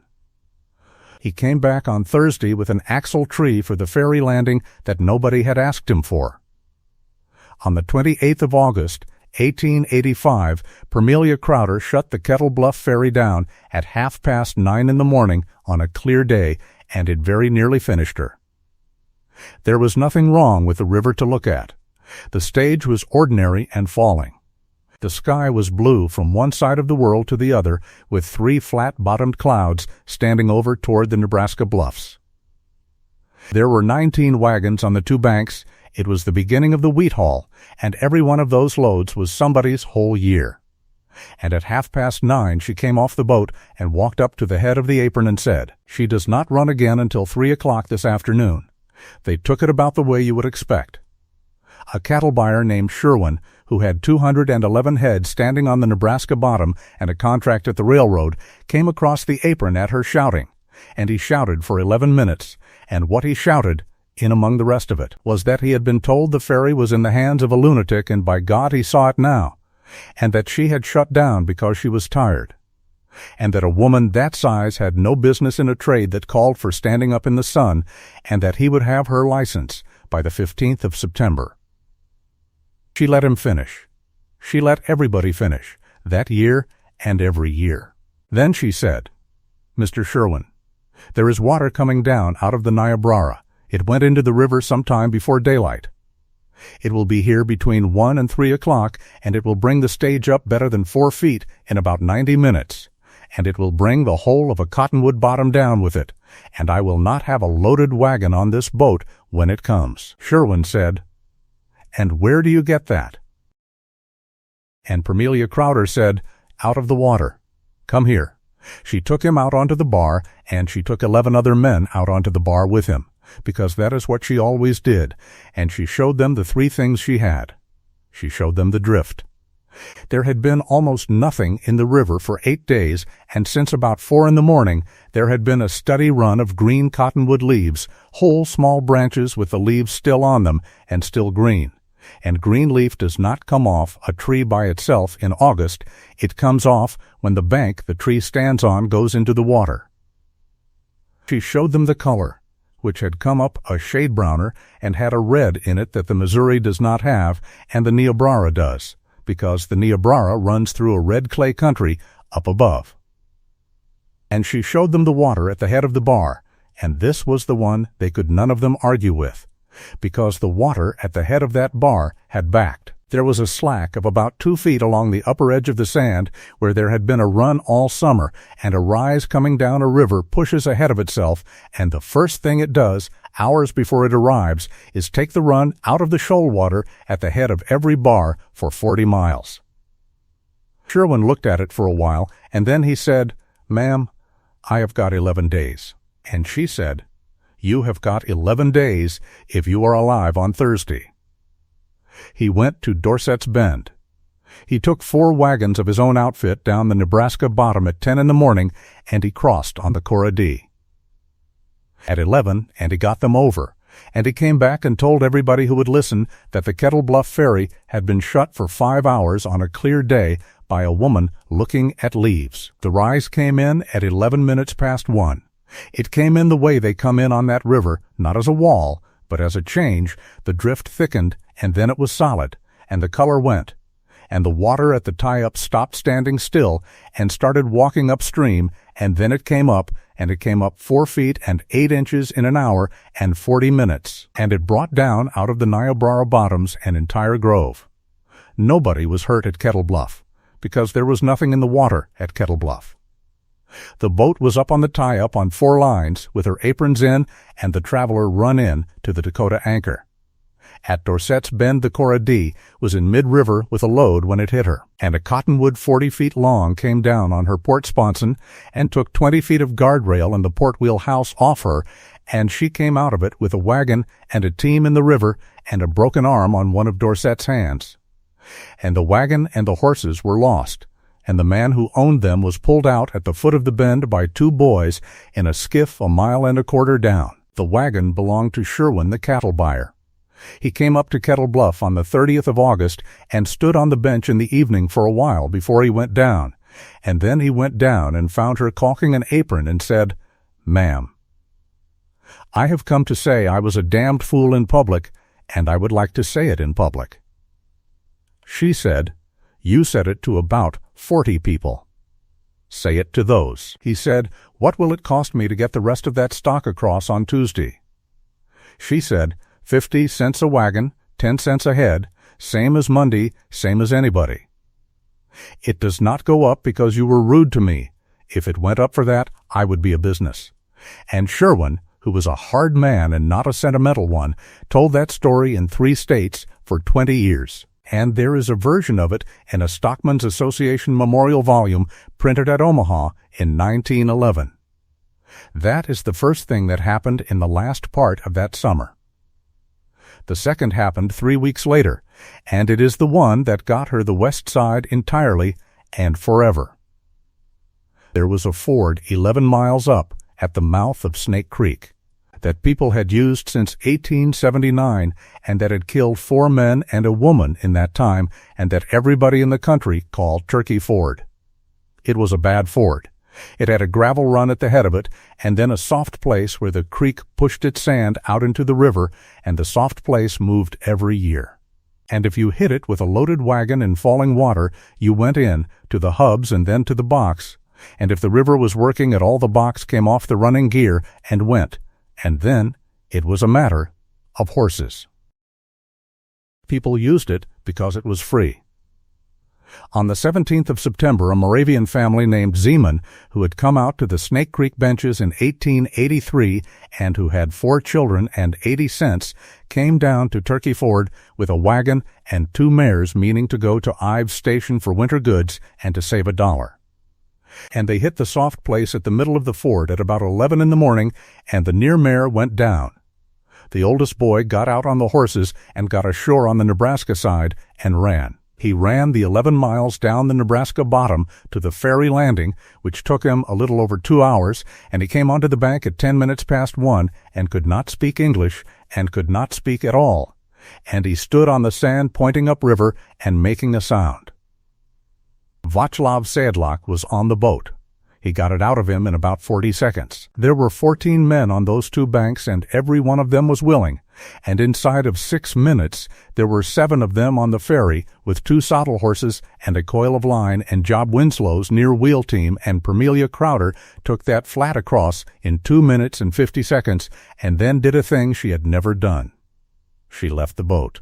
She left Bird Suggs on the Dakota side with the Traveler run in and a notice on the apron, and she got up on a freight wagon with Job Winslow driving and went up the west bottom 11 miles at a trot, and they came to Turkey Ford at 10 minutes past 3 in the afternoon. What was at Turkey Ford was this. The wagon was in the river to the top of the box, 40 feet out at an angle, with the current combing over the upstream side. The 2 mares were down and drowning in the harness and had been for 4 hours, one of them still fighting. Ludwig Zeman was in the water up to his chest at the head of them with his arms around the near mare's neck and had been for 4 hours. And he was finished, and his wife was on the bank with 3 children. And there were by then 9 men from the benches standing in the shallows arguing about a rope. They had been arguing for an hour and a half. They had put 2 ropes on that wagon and had broken one, and had put a team on the second one and had pulled the front axle out of the wagon, and the reason they were arguing was that every man there was proposing to pull the outfit straight back the way it had come in, against the current, up the slope of the soft place, which is the natural thing to do and which is exactly wrong. Permelia Crowder got down off that wagon and walked into the Missouri River in her clothes and did not stop to explain anything to anybody. She waded to the near mare and got her hands on the hames and undid the pole strap and the trace and cut the belly band with a knife and got the near mare out from under the tongue, and the mare found bottom and went. And then she did the same for the off mare, which took longer and which she did with her arm in the water to the shoulder and her face turned up, and her chin on the surface, working by feel, and the off-mare came up and went, and both of those animals lived. She took Ludwig Zeman by the collar and walked him ashore. Then she came back out with a line and 2 of Winslow's men, and put the line not on the front of that wagon, but on the downstream rear hound, and she took the standing end round the box and made a bridle of it, and she sent the line ashore downstream at an angle of about 40 degrees. And she had the team hitched on the Nebraska bank 160 feet below the wagon instead of straight, out from it. And when Job Winslow hollered up and asked her honestly what she was doing, she stood in the Missouri River in September with the water at her waist and said, loud enough for every one of those 9 men to hear it, "You are trying to pull her out of a hole. You cannot. Let the river do it. Turn her downstream and she will float her own box. And the current will carry her out of the soft and onto the gravel, and all your team has got to do is hold her from going to Sioux City." They pulled at 20 minutes to 5. The wagon came around slow, and the water got under the box the moment she came broadside, and she lifted, and she went down and across about 80 feet in 15 seconds, with 2 men hollering and the team backing up the bank, and she came up standing on the gravel run in 2 feet of water, right side up, with the winter goods list still in a tin box under the seat. Ludwig Zeeman was on his knees on the bank, being held up by his wife. Permelia Crowder came out of the river, with her dress hanging off her and 40 pounds of Missouri in it, and sat down on the sand because her legs would not do anything else, and the first thing she said, when she could say anything, was, "Somebody go and see if that near mare has got a leg broke." The near mare had not. They came back down the west bottom in the dark, and Job Winslow drove, and neither of them said anything for about 5 miles, and then he said, "That Ford has killed 5 people." He said, "It will kill more. It is not the Ford's fault. It is 11 miles and 50 cents. He said, "Ma'am, may I say a thing and not be laughed at?" She said, "You may say anything at all to me. I have got no laugh in me tonight." And Job Winslow said, "I was one of the 12 that told you no in May." And Permelia Crowder said, "I know it. You were the only one that told me the truth about why, and I have thought better of you since May than of any man in this county, and I will thank you not to bring it up again, because I am cold, and I am about 100 miles from being able to talk about it." He did not bring it up again for 7 months. The wheat came down off the west benches through the last week of September and the first week of October, and a Kettle Bluff ferry carried, by the book, 619 loaded wagons in 19 days, and never once had a wagon standing on either bank at sundown, and there is a photograph of it. A man named Krebs came up from Yankton with a camera in the first week of October and made 4 exposures from the Nebraska bench, and one of them survives, and it is in the county museum, and it shows the flat in the middle of the river with 3 loaded grain wagons and 6 horses on her, and a woman standing at the head winch in a light dress with her arm out along the crank, and it shows the cable running away up out of the top of the picture, and it shows, on the Dakota bench, 9 wagons waiting in a line. That was the first week of October. Now, 3 things had been coming together all that autumn, and it is necessary to set them out before the 19th, because they are the whole of what happened that night. The first was the bar. She had said in May, standing on the bar with a lead line, that the point was building and would close the landing inside of 2 years, and by the end of September, on a low river, the bar had come out another 70 feet, and the head of the crossing had begun to shoal. And on the 6th of October, a loaded wagon came off the apron, and the flat took the ground under her stern quarter in 18 inches of water and hung there for 40 minutes. So on the 7th of October she moved the landing. She moved it 140 yards upstream to the gravel, exactly where she had said it would have to go 5 months before, and it took 11 men 4 days. And it meant a new cut in the bank, a new tie-up, and, worst of all, moving both anchors and rehanging 1,140 feet of cable, and there were people who thought it was madness in the middle of the wheat haul, and she did it anyway, and she did it in 4 days between crossings, and the ferry lost a total of 9 hours of service. The new anchor on the Dakota side went into the bench behind 3 enormous cottonwoods that stood in a row on the edge of the bank, and she took the 2 outer ones for posts and dug her deadman behind the third, and it was the best anchor on that river. The second thing was the drought. There had been no rain of any account on the west benches since the 11th of August. The grass on the bench country between Snake Creek and the Kettle Bluff Road went yellow in September and then went white, and by the middle of October it was standing 3 feet high and dead and dry as Excelsior over an unbroken run of 30-some miles, and every farmer out there knew what he was looking at, and there was a good deal of plowing of fire guards that month, and about half of it was done properly, and about half of it was 2 furrows and a prayer. The third thing was the wind.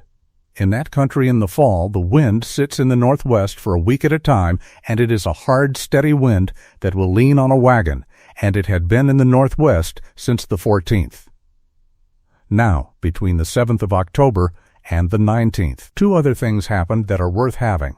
because they are the reason the West Side did what it did that night. On the 10th of October, at 11:30 at night, Barbara Sedlak's youngest, a girl of 11, went down with diphtheria out on the Snake Creek bench, and there was no doctor west of the river, and the doctor was Halstead Poole, and he lived at Ives Station on the Nebraska side. Václav Sedlak rode to Kettle Bluff and hammered on the Bluff House door at 1 in the morning. The rule in her license said sunrise to sunset. There was no obligation of any kind on Permelia Crowder to put a boat on the Missouri River at 1 o'clock in the morning in a wind, and there is a fair argument that she had no business doing it, and Bird Suggs made that argument to her face at the head of the cut with a lantern in his hand. She said, "Get the lantern on the Traveler." She crossed at 20 minutes to 2 in the morning with 3 lanterns aboard, one on the head, one on the stern, and one hung on the bridle where she could see the angle of it. And she crossed back at 4 with Dr. Poole and his bag and Dr. Poole's horse. And she took no money for any part of it and would not discuss it. And the child lived. And on the 14th of October, Loyal Dorset came up to Kettle Bluff. He came alone, in the buggy, and he walked down to the tie-up and asked her whether she would come down to Dorset's Bend on Sunday and look at the Corradee, because he had had her hauled out to mend the guard the Cottonwood had taken in August, and he wanted somebody to look at her bottom who knew what they were looking at. And there was nobody nearer than Yankton. She went on Sunday, the 18th. She spent 3 hours under that hull with a hammer and a knife and told him he had 2 garboard strakes going, and that the after hog chain was slack and had been for a year and was the reason his shaft was heating, and that he had better set his boiler forward 6 inches when he had her up because she was trimmed down by the head and had been fighting her own bow since he bought her. And Loyal Dorset wrote all of it on a shingle with a carpenter's pencil. Then he asked her what he owed her. And Permelia Crowder said, "Not a thing. You have got a boat with an engine in her, and I have got a boat with a rope on her, and there is going to come a day on this river when this county needs both of them at once, and on that day I would sooner your engine ran." That was Sunday, the 18th of October, 1885. The wind came around into the west in the night, and by daylight on Monday, the 19th, it was blowing better than 30 miles an hour out of the west-northwest, and the sky was that hard-scoured blue that comes with it, and by noon it was blowing 40, and there was dust in the air off the Snake Creek country, and the flat was running loaded all morning with a bone in her teeth and a man's hat. Gone into the river at 8 o'clock. Nobody knows who set the fire, and nobody ever did. The Sentinel said afterward that it started on the divide between Snake Creek and the Bazile at about 1:30 in the afternoon, and that it was either a section hand's coffee fire or a spark out of a threshing engine stack, and that either way it made no difference in the world once it was up. Because in 3-foot dead grass, in a 40-mile, wind-a-prairie fire goes as fast as a horse can run for the first hour, and then it goes faster. It came down onto the west benches on a front that was 11 miles wide. By 3 in the afternoon, there were 4 columns of smoke standing up out of the west, leaning over east at an angle, and by 3:30 they were 1 column. And by 4 o'clock, the sun over Kettle Bluff was a red disk you could look straight at. And there was ash coming down on the town like a gray snow, and the first wagon came off the west road at 10 minutes past 4 with a woman driving and 4 children in the box, and no man with them, and the horses at a dead run. It was Ludwig Siemens' wife. She said the fire was at Snake Creek. She said it had crossed the creek. She said there was no fire guard in the world going to hold it in that wind, and the Zeman place was gone, and the Ness place was gone, and the school was in it. And she said the last thing she had seen looking back was the Sedlak bench going up. The whole west country was coming behind her. Now here is the geography of that afternoon, and it is the reason for everything that followed. The Missouri River at Kettle Bluff was, on the 19th of October, 1885, the only thing between about 340 people and a fire front 11 miles wide. There was no other break. The grass ran unburned from the Snake Creek Divide to the edge of the Dakota Bluff, 31 miles of it, and every plowed fire guard on those benches was 2 furrows wide and had a dead grass road running through it, and the town of Kettle Bluff itself, 61 buildings of dry pine with cottonwood shingles, sat on the bench in the middle of that grass with the wind behind it. The town had to go across the river. All of it. And everybody on the west benches who could get to the river had to go across it too, and they were all going to arrive at the same place inside of the same 3 hours, on foot and in wagons and driving stock, at a graded cut in a clay bank 140 yards long, in the dark in a 40-mile wind with a fire behind them. And the only way across was a 42-foot wooden scow that carried 3 wagons. Loyal Dorset's Cora D. was hauled out on the ways at Dorset's Bend with 2 garboard strakes out of her, where she had been since the 11th of October. And she could not be launched, and there was not a steamboat between Sioux City and Fort Randall that could be got there before the middle of the next week. At 20 minutes past 4 in the afternoon, Permelia Crowder came up the bench from the tie-up, put her hand on the shoulder of Birdsuggs, and said the first of the 11 or 12 sentences that got remembered out of that night. She said, "Get me the axe, the lead line, and every bucket in this town, and then go and find me 2 men who can count." The first thing she did was not the boat. The first thing she did was go up on the bench with an axe and 4 men and start a fire of her own. There were 3 enormous cottonwoods standing in a row on the edge of that bank, and 2 of them were her anchor posts, and behind them lay her deadmen, and every foot of ground around them was 3-foot dead grass. And Permelia Crowder had understood the whole shape of that night in about 90 seconds, standing at the head of the cut at 20 past 4 with the ash coming down. If the cable went, the crossing went. If the crossing went, the people on the west bank stayed on the west bank, so she burned a ring. They cut and scraped a strip 4 feet wide in a circle around those 3 trees at a distance of 40 yards, and then they fired the inside of it against the wind and beat it out at the scraped line.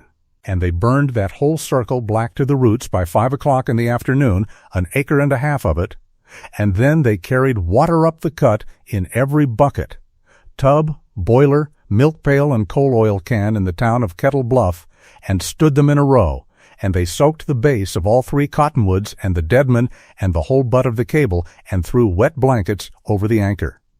Irons. And then she put Reese Hollifield and Orinda Stoll and 2 boys on that anchor with buckets and told them that they were not to leave it for any reason whatever, not for the town, not for the boat, not if the whole world came apart, and that if a spark got into the grass inside that ring, they were to put it out with their hands.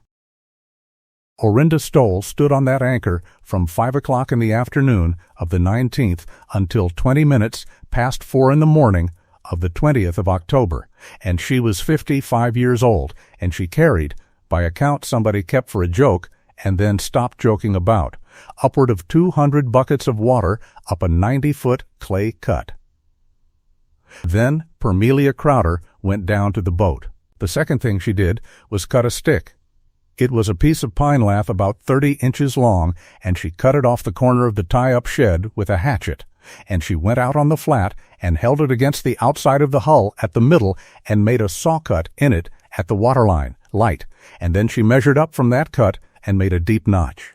And then another notch 2 inches above that, and the 2 notches were the whole of the government of that night. The lower notch was 17 inches of freeboard. The upper notch was 15. Below 15 inches of freeboard, in that wind, in that current, in the dark, that scow would take water over the gunwale on the upstream side when she came broadside on the angle, and she would take it in a solid sheet, and she would go down inside of 90 seconds with everybody on her. Permelia Crowder had known what that boat would carry since the 20th of July. She had loaded her 400 times, and she had watched the water come up the plank seams, and she had written the load and the stage and the freeboard in her book every single day. And there was nobody else alive on the 19th of October who could have told you within 4,000 pounds what that flat would swim. She stuck the stick in the mud at the head of the apron where the lantern hung. And then she stood at the head of that apron for 11 hours and 40 minutes and did the thing that the whole rest of her life in that country was built on, which was to say no. The people started coming at 4:30, and they never stopped. They came off the West Road, and they came off the Snake Creek Trail, and they came across the section lines through the standing grass with the fire behind them, and they came in wagons and buggies and on horses and on foot and pushing handcarts, and they came driving cattle and hogs and leading milk cows with children tied on their backs. And they came with feather beds and clocks and sewing machines and a cook stove, and by 6:30 that evening there were something over 200 people, 90-odd wagons, and better than 400 head of stock standing on 140 yards of clay bench in the dark with a wall of orange light standing up out of the west behind them. The light was the thing that everybody remembered. It was not dark that night. It was never once dark.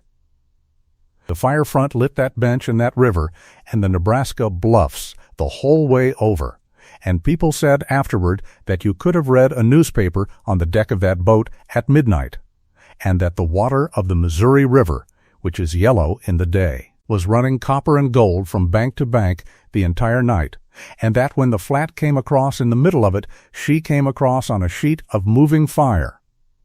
And at the head of the apron, in that light, with a lantern over her head and a lath stick in her hand, stood a woman who weighed 318 pounds and who was not going to be moved. She had it laid out inside of the first hour, and it never changed. Bird Suggs stood at the foot of the cut and made the line. Vaclav Sedlak and Ambrose Teague's 2 boys held the head of the line and let them come up in 4s. August Fenno stood at the stick with a slate and did the arithmetic, because he had the best head for figures in the town, and Permelia Crowder called the numbers to him off the top of her head as fast as she could look at a thing. A grown man, 160. A woman, 120. A child, 60. A horse, 1,100. A yoke of oxen, 2,800. An empty farm wagon, 1,000. A loaded farm wagon, whatever it looked like, and add 200, because they always lie about it. And she took the whole load off the top of her head, in the dark, in a wind, with people screaming at her, 600 times in 11 hours, and she was never wrong by enough to matter, and when Fenno's slate said the load, and her eye said the boat, she went with her eye, and she looked at that stick every single trip, and she never once went below the deep notch. 26 crossings. The first went out at 5:05 in the afternoon with 3 wagons and 11 people and got over in 3 minutes and 40 seconds, and Bird Suggs brought her back light in the eddy with the wind laying her over so far the traveler sang. And after the third trip, Permelia Crowder took the boat herself and stayed on it. The wind was the enemy, and not the current. A 40-mile wind on the beam of a scow with a load of household goods and horses standing up on her is a sail. And a sail on a ferry at an angle to the current is a thing that wants to push the head down and stall the whole crossing in the middle, and she fought it all night by 2 inches at a time on those geared winches, sitting at the head crank with her feet braced and her hands wrapped in sacking, reading the boat through the deck under her. It is why the boat came over 26 times, and why nothing on it was ever lost. The saying no began at about 7. At 7 o'clock in the evening, a man from the Basile country came down the cut with a wagon he had loaded with a cook stove, a bureau, an iron bedstead, 200 pounds of flour, and a cased clock, and behind the wagon his wife and 4 children on foot, and Permelia Crowder looked at that load and said, "Stove off, bureau off, bedstead off, flour stays." Or leave the wagon on the bank and take the horses and the people.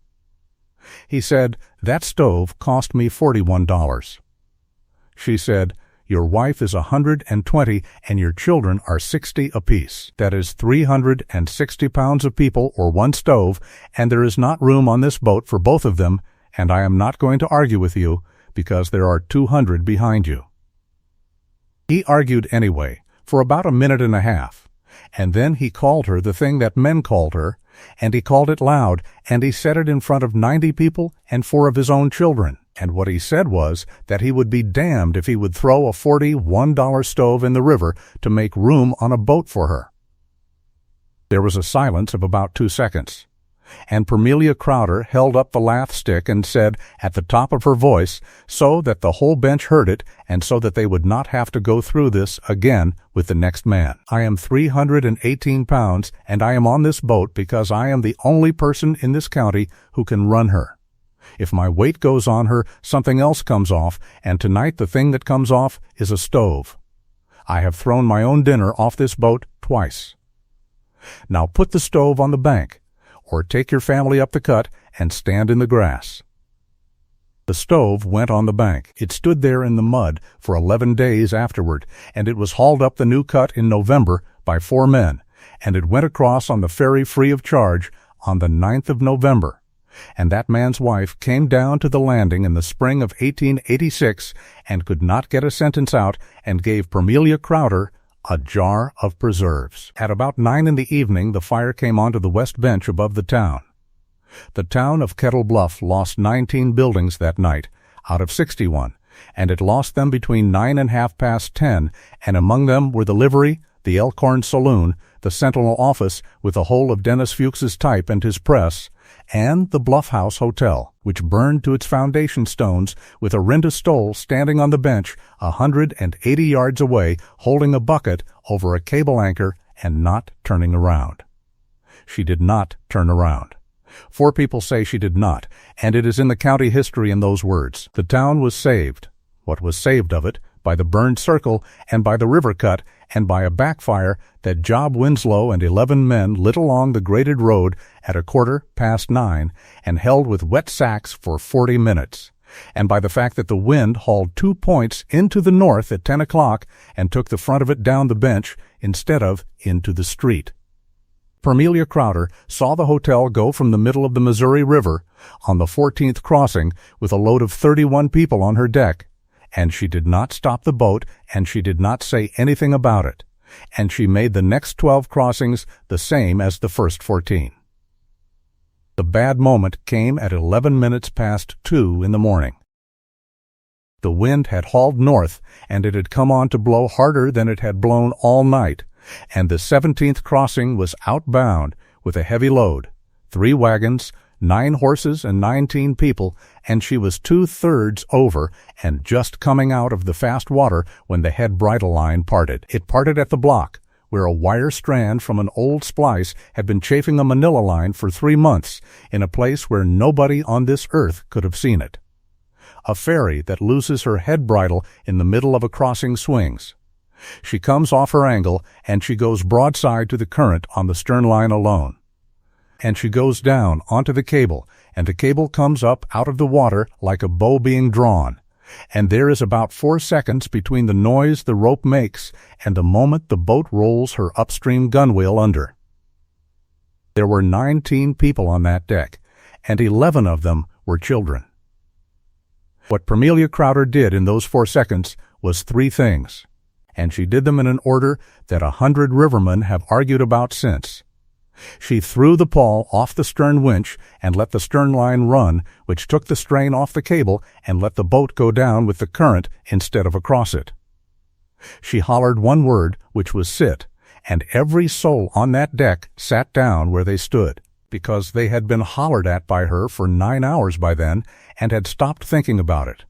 And then she went forward 11 steps, dropped onto her knees at the head bit, put her arm under the deck, and came up with a made-up spare headline with a thimble spliced in the eye of it, which had been lashed there under that deck since the 11th of August, because on the 11th of August she had said to Bird Suggs, when he asked her why she was wasting a day making a second bridle for a boat that had one, "The day you need it is the day you cannot get it."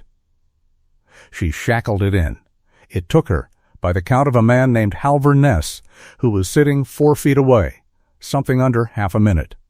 She got back to the head winch and took up on it and brought that boat's nose around into the current with the stern line still running out and the whole load hanging on a cable 1,100 feet long, and she caught her, and the flat came up onto her angle 190 feet below the landing and walked in and took the Nebraska bank stern first at 19 minutes past 2 in the morning with 15.5 inches of freeboard and nobody wet above the knee.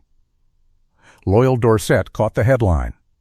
He had come up the Nebraska bottom at 7 o'clock in the evening with his 4 hands, his cook, 3 teams, 140 feet of new manila, and every blanket in Dorsett's Bend, and he had stood on that far apron since 7 o'clock taking horses out of the boat. And he stood there until daylight, and he never crossed to the Dakota side once, and afterward, when people tried to make a fine thing of it in his hearing, he would say that he had done nothing whatever but hold horses, which was true, and that anybody could hold a horse, which was also true, and that there had been nobody else there to do it, which was the part that mattered. The last crossing went out at 8 minutes past 4 in the morning. It carried the Snake Creek people, who had come the long way around by the north and had walked the last 4 miles through burned ground still hot enough to blister a foot, and it carried the school teacher, a girl of 19 from Vermilion named Hattie Loomis, who had walked out of that fire with 11 children and had not lost one, and it carried 41 head of loose stock swimming behind on lines. And it carried Permelia Crowder, who had been at that crossing for 11 hours and 40 minutes without sitting down. When they got over, Bird Suggs made the boat fast, and she walked up the Nebraska apron and got about 9 feet up the bank and sat down in the sand, and she said, to nobody at all, somebody count them. They counted them at daylight, twice, off Fenno's slate and off the church roll and off the memory of every mother there. 341 people crossed the Missouri River at Kettle Bluff between 5 minutes past 5 in the afternoon on the 19th of October, 1885, and 8 minutes past 4 in the morning on the 20th. 341 went on. 341 came off. The sun came up on the 20th of October, 1885, on 31 miles of black ground. Everything on the west benches between the Basile Divide and a Kettle Bluff Road was gone. 29 claim shanties and sod houses, 4 frame houses, the Snake Creek School, 11 barns, all the hay in the country, 400 and some tons of it, and the standing corn, and the fence posts, and the young cottonwoods people had carried out from the river in 1882 and watered by the bucket for 3 years. There were cattle dead in the fence corners for 11 miles. Kettle Bluff itself had 19 buildings out of 61, and among them the hotel and the newspaper and the livery and the saloon. Not one person died. That is the whole of it, and it is why the thing is remembered. In a prairie fire of that size in that decade, the newspapers as far off as Chicago expected a number and printed the question for 4 days, and the number, when it came, was nothing. And the reason it was nothing was a 1/4 mile of water and a 42-foot wooden scow and a woman with a lath stick. The Sentinel had no press. Dennis Fuchs rode to Fenwick on the 21st of October and set the account of that night himself on a borrowed press in the office of the Fenwick Register and printed 1,100 copies, which was 4 times the population of the town he was writing about, and it went out on the railroad, and it was reprinted in Sioux City and in Omaha and in St. Paul and in the second week of November. In a New York paper, considerably improved. What Fuchs wrote himself is better than any of the improvements, and the county has it framed. He wrote that the ferry made 26 crossings in 11 hours and 40 minutes. He wrote that no boat was overloaded, that no animal was lost, that no person was hurt beyond a burned hand and a broken wrist. He wrote out the whole of the arithmetic of the loads, because he had got Fenno's slate and copied it, and it runs down a column and a half and is dull, and he said in the middle of it that he was printing the dull part on purpose, because the country was going to want, in about 10 years, to say that it had been a miracle, and it had not been a miracle. It had been a person who knew what things weigh. And at the end of it he wrote the sentence that the county put on the marker at the landing in 1935. He wrote, "On the 3rd of May last this town laughed at that woman for breaking a plank with her weight, and on the 19th of October she stood on a plank for 11 hours and 40 minutes and weighed every one of us, and led us on. The bet at the Elkhorn was never collected, because the Elkhorn burned, and the man who had laid it, a horse trader named Pearl Gaines, came down to the landing on the 23rd with the $11 in silver, which was the whole of what he stood to win, and put it in Orinda Stoll's hand for the relief fund and asked her to keep his name off it, and she did, until he died. The ferry ran free from the 20th of October until the 1st of December. She would not take a cent from anybody who had been burned out, and she crossed them back and forth all that autumn hauling lumber and stovepipe and borrowed hay and seed wheat and the charity from 3 counties, and she made, by the book, 406 crossings in 6 weeks and took in $14.30. All of it from strangers who did not know her rule and who were not told. She got through that winter because the West Side would not let her do anything else. There was a subscription raised at Fenwick without her knowledge, and she refused it, and it was put in the bank at Ives Station in her name anyway, and it sat there untouched for 2 years and was eventually spent, at her direction, on 1,140 feet of new 7/8 cable in 1888. Job Winslow came down to the landing on the 17th of April, 1886, in a good coat with his hat in both hands, and stood on the apron until she came off the boat. He said, "In September I said a thing and you told me not to bring it up again. It has been 7 months."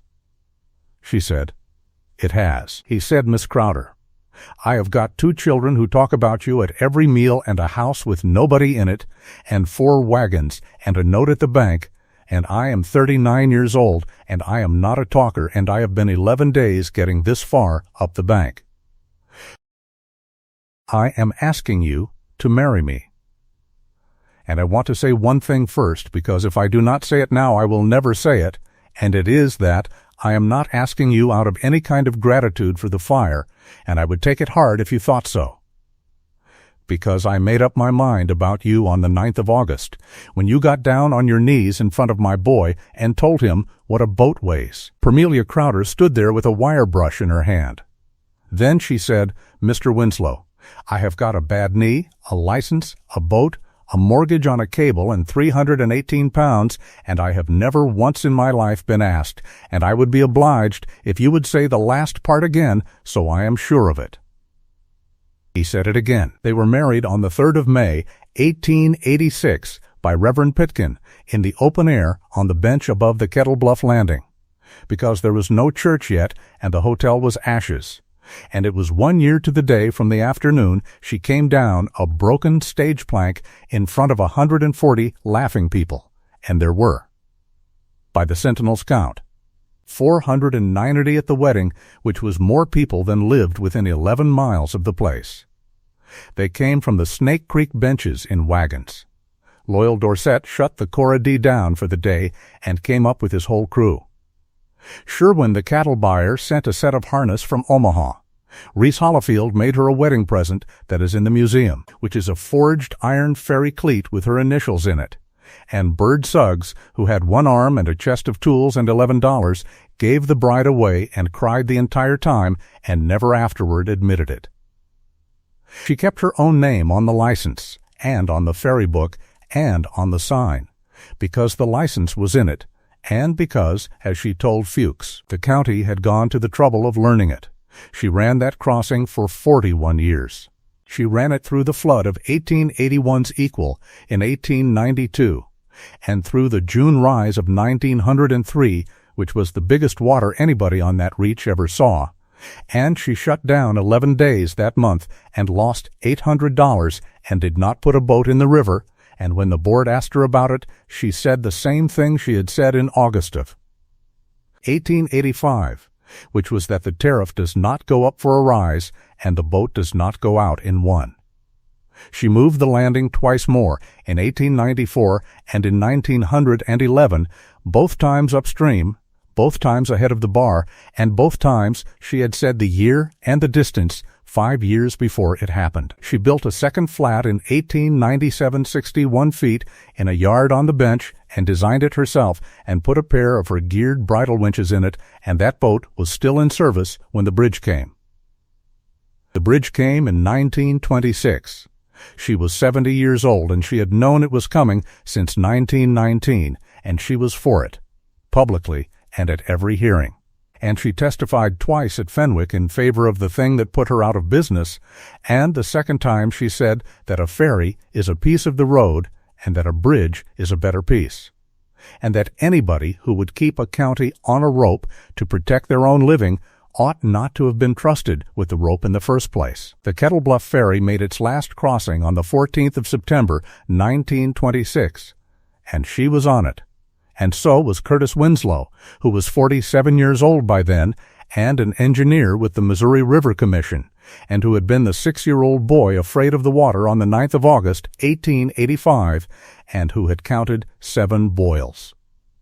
Bird Suggs died in 1901 and is buried on the bench 11 feet from Hobart Kirk. Orinda Stoll died in 1908.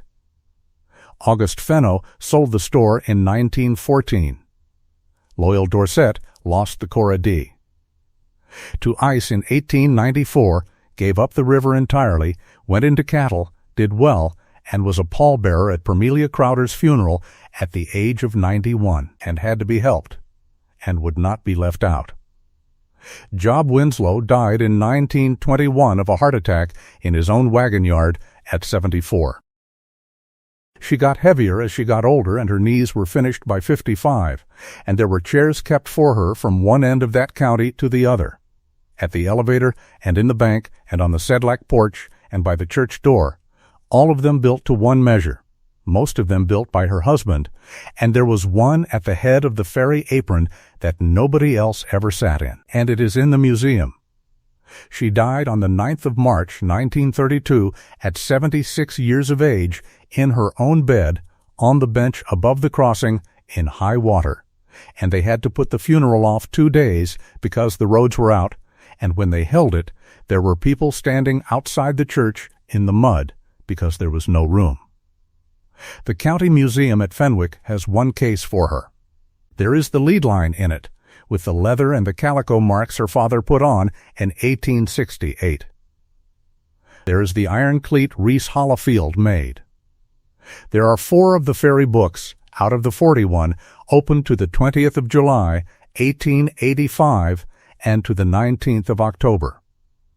There is a photograph made from the Nebraska bench in October of that year by a man named Krebs, showing a scow in mid-river with 3 grain wagons on her and a woman at the head winch with her arm along the crank. And there is a piece of pine lath about 30 inches long with a saw cut in it and 2 notches above the saw cut, 2 inches apart, and the card beside it gives the date and says that it was used to measure the freeboard of the Kettle Bluff Ferry on the night of the 19th of October, 1885. What the card does not say, because a card cannot hold it, is that on an afternoon in May of that same year a plank broke under that woman on a steamboat landing and dropped her onto one knee 6 feet above the Missouri River, and that 140 people laughed until they had to lean on each other, and that a man hollered that she ought to be weighed and taxed as freight, and that she never once in her life mentioned it to any of them afterward. She did not have to, because it is in the county history of 1935, and the chapter on the fire, written by a committee of 5, 3 of whom were children who crossed that river in the dark, and it ends with a line that people in that county still say to one another, usually about something else entirely, and usually without the least idea where it came from. It says, "They laughed at her on the 3rd of May for what she weighed, and on the 19th of October she stood at the head of that apron in the firelight and weighed every soul on the west side of this river, one at a time, out of her own head, and found room for all of them."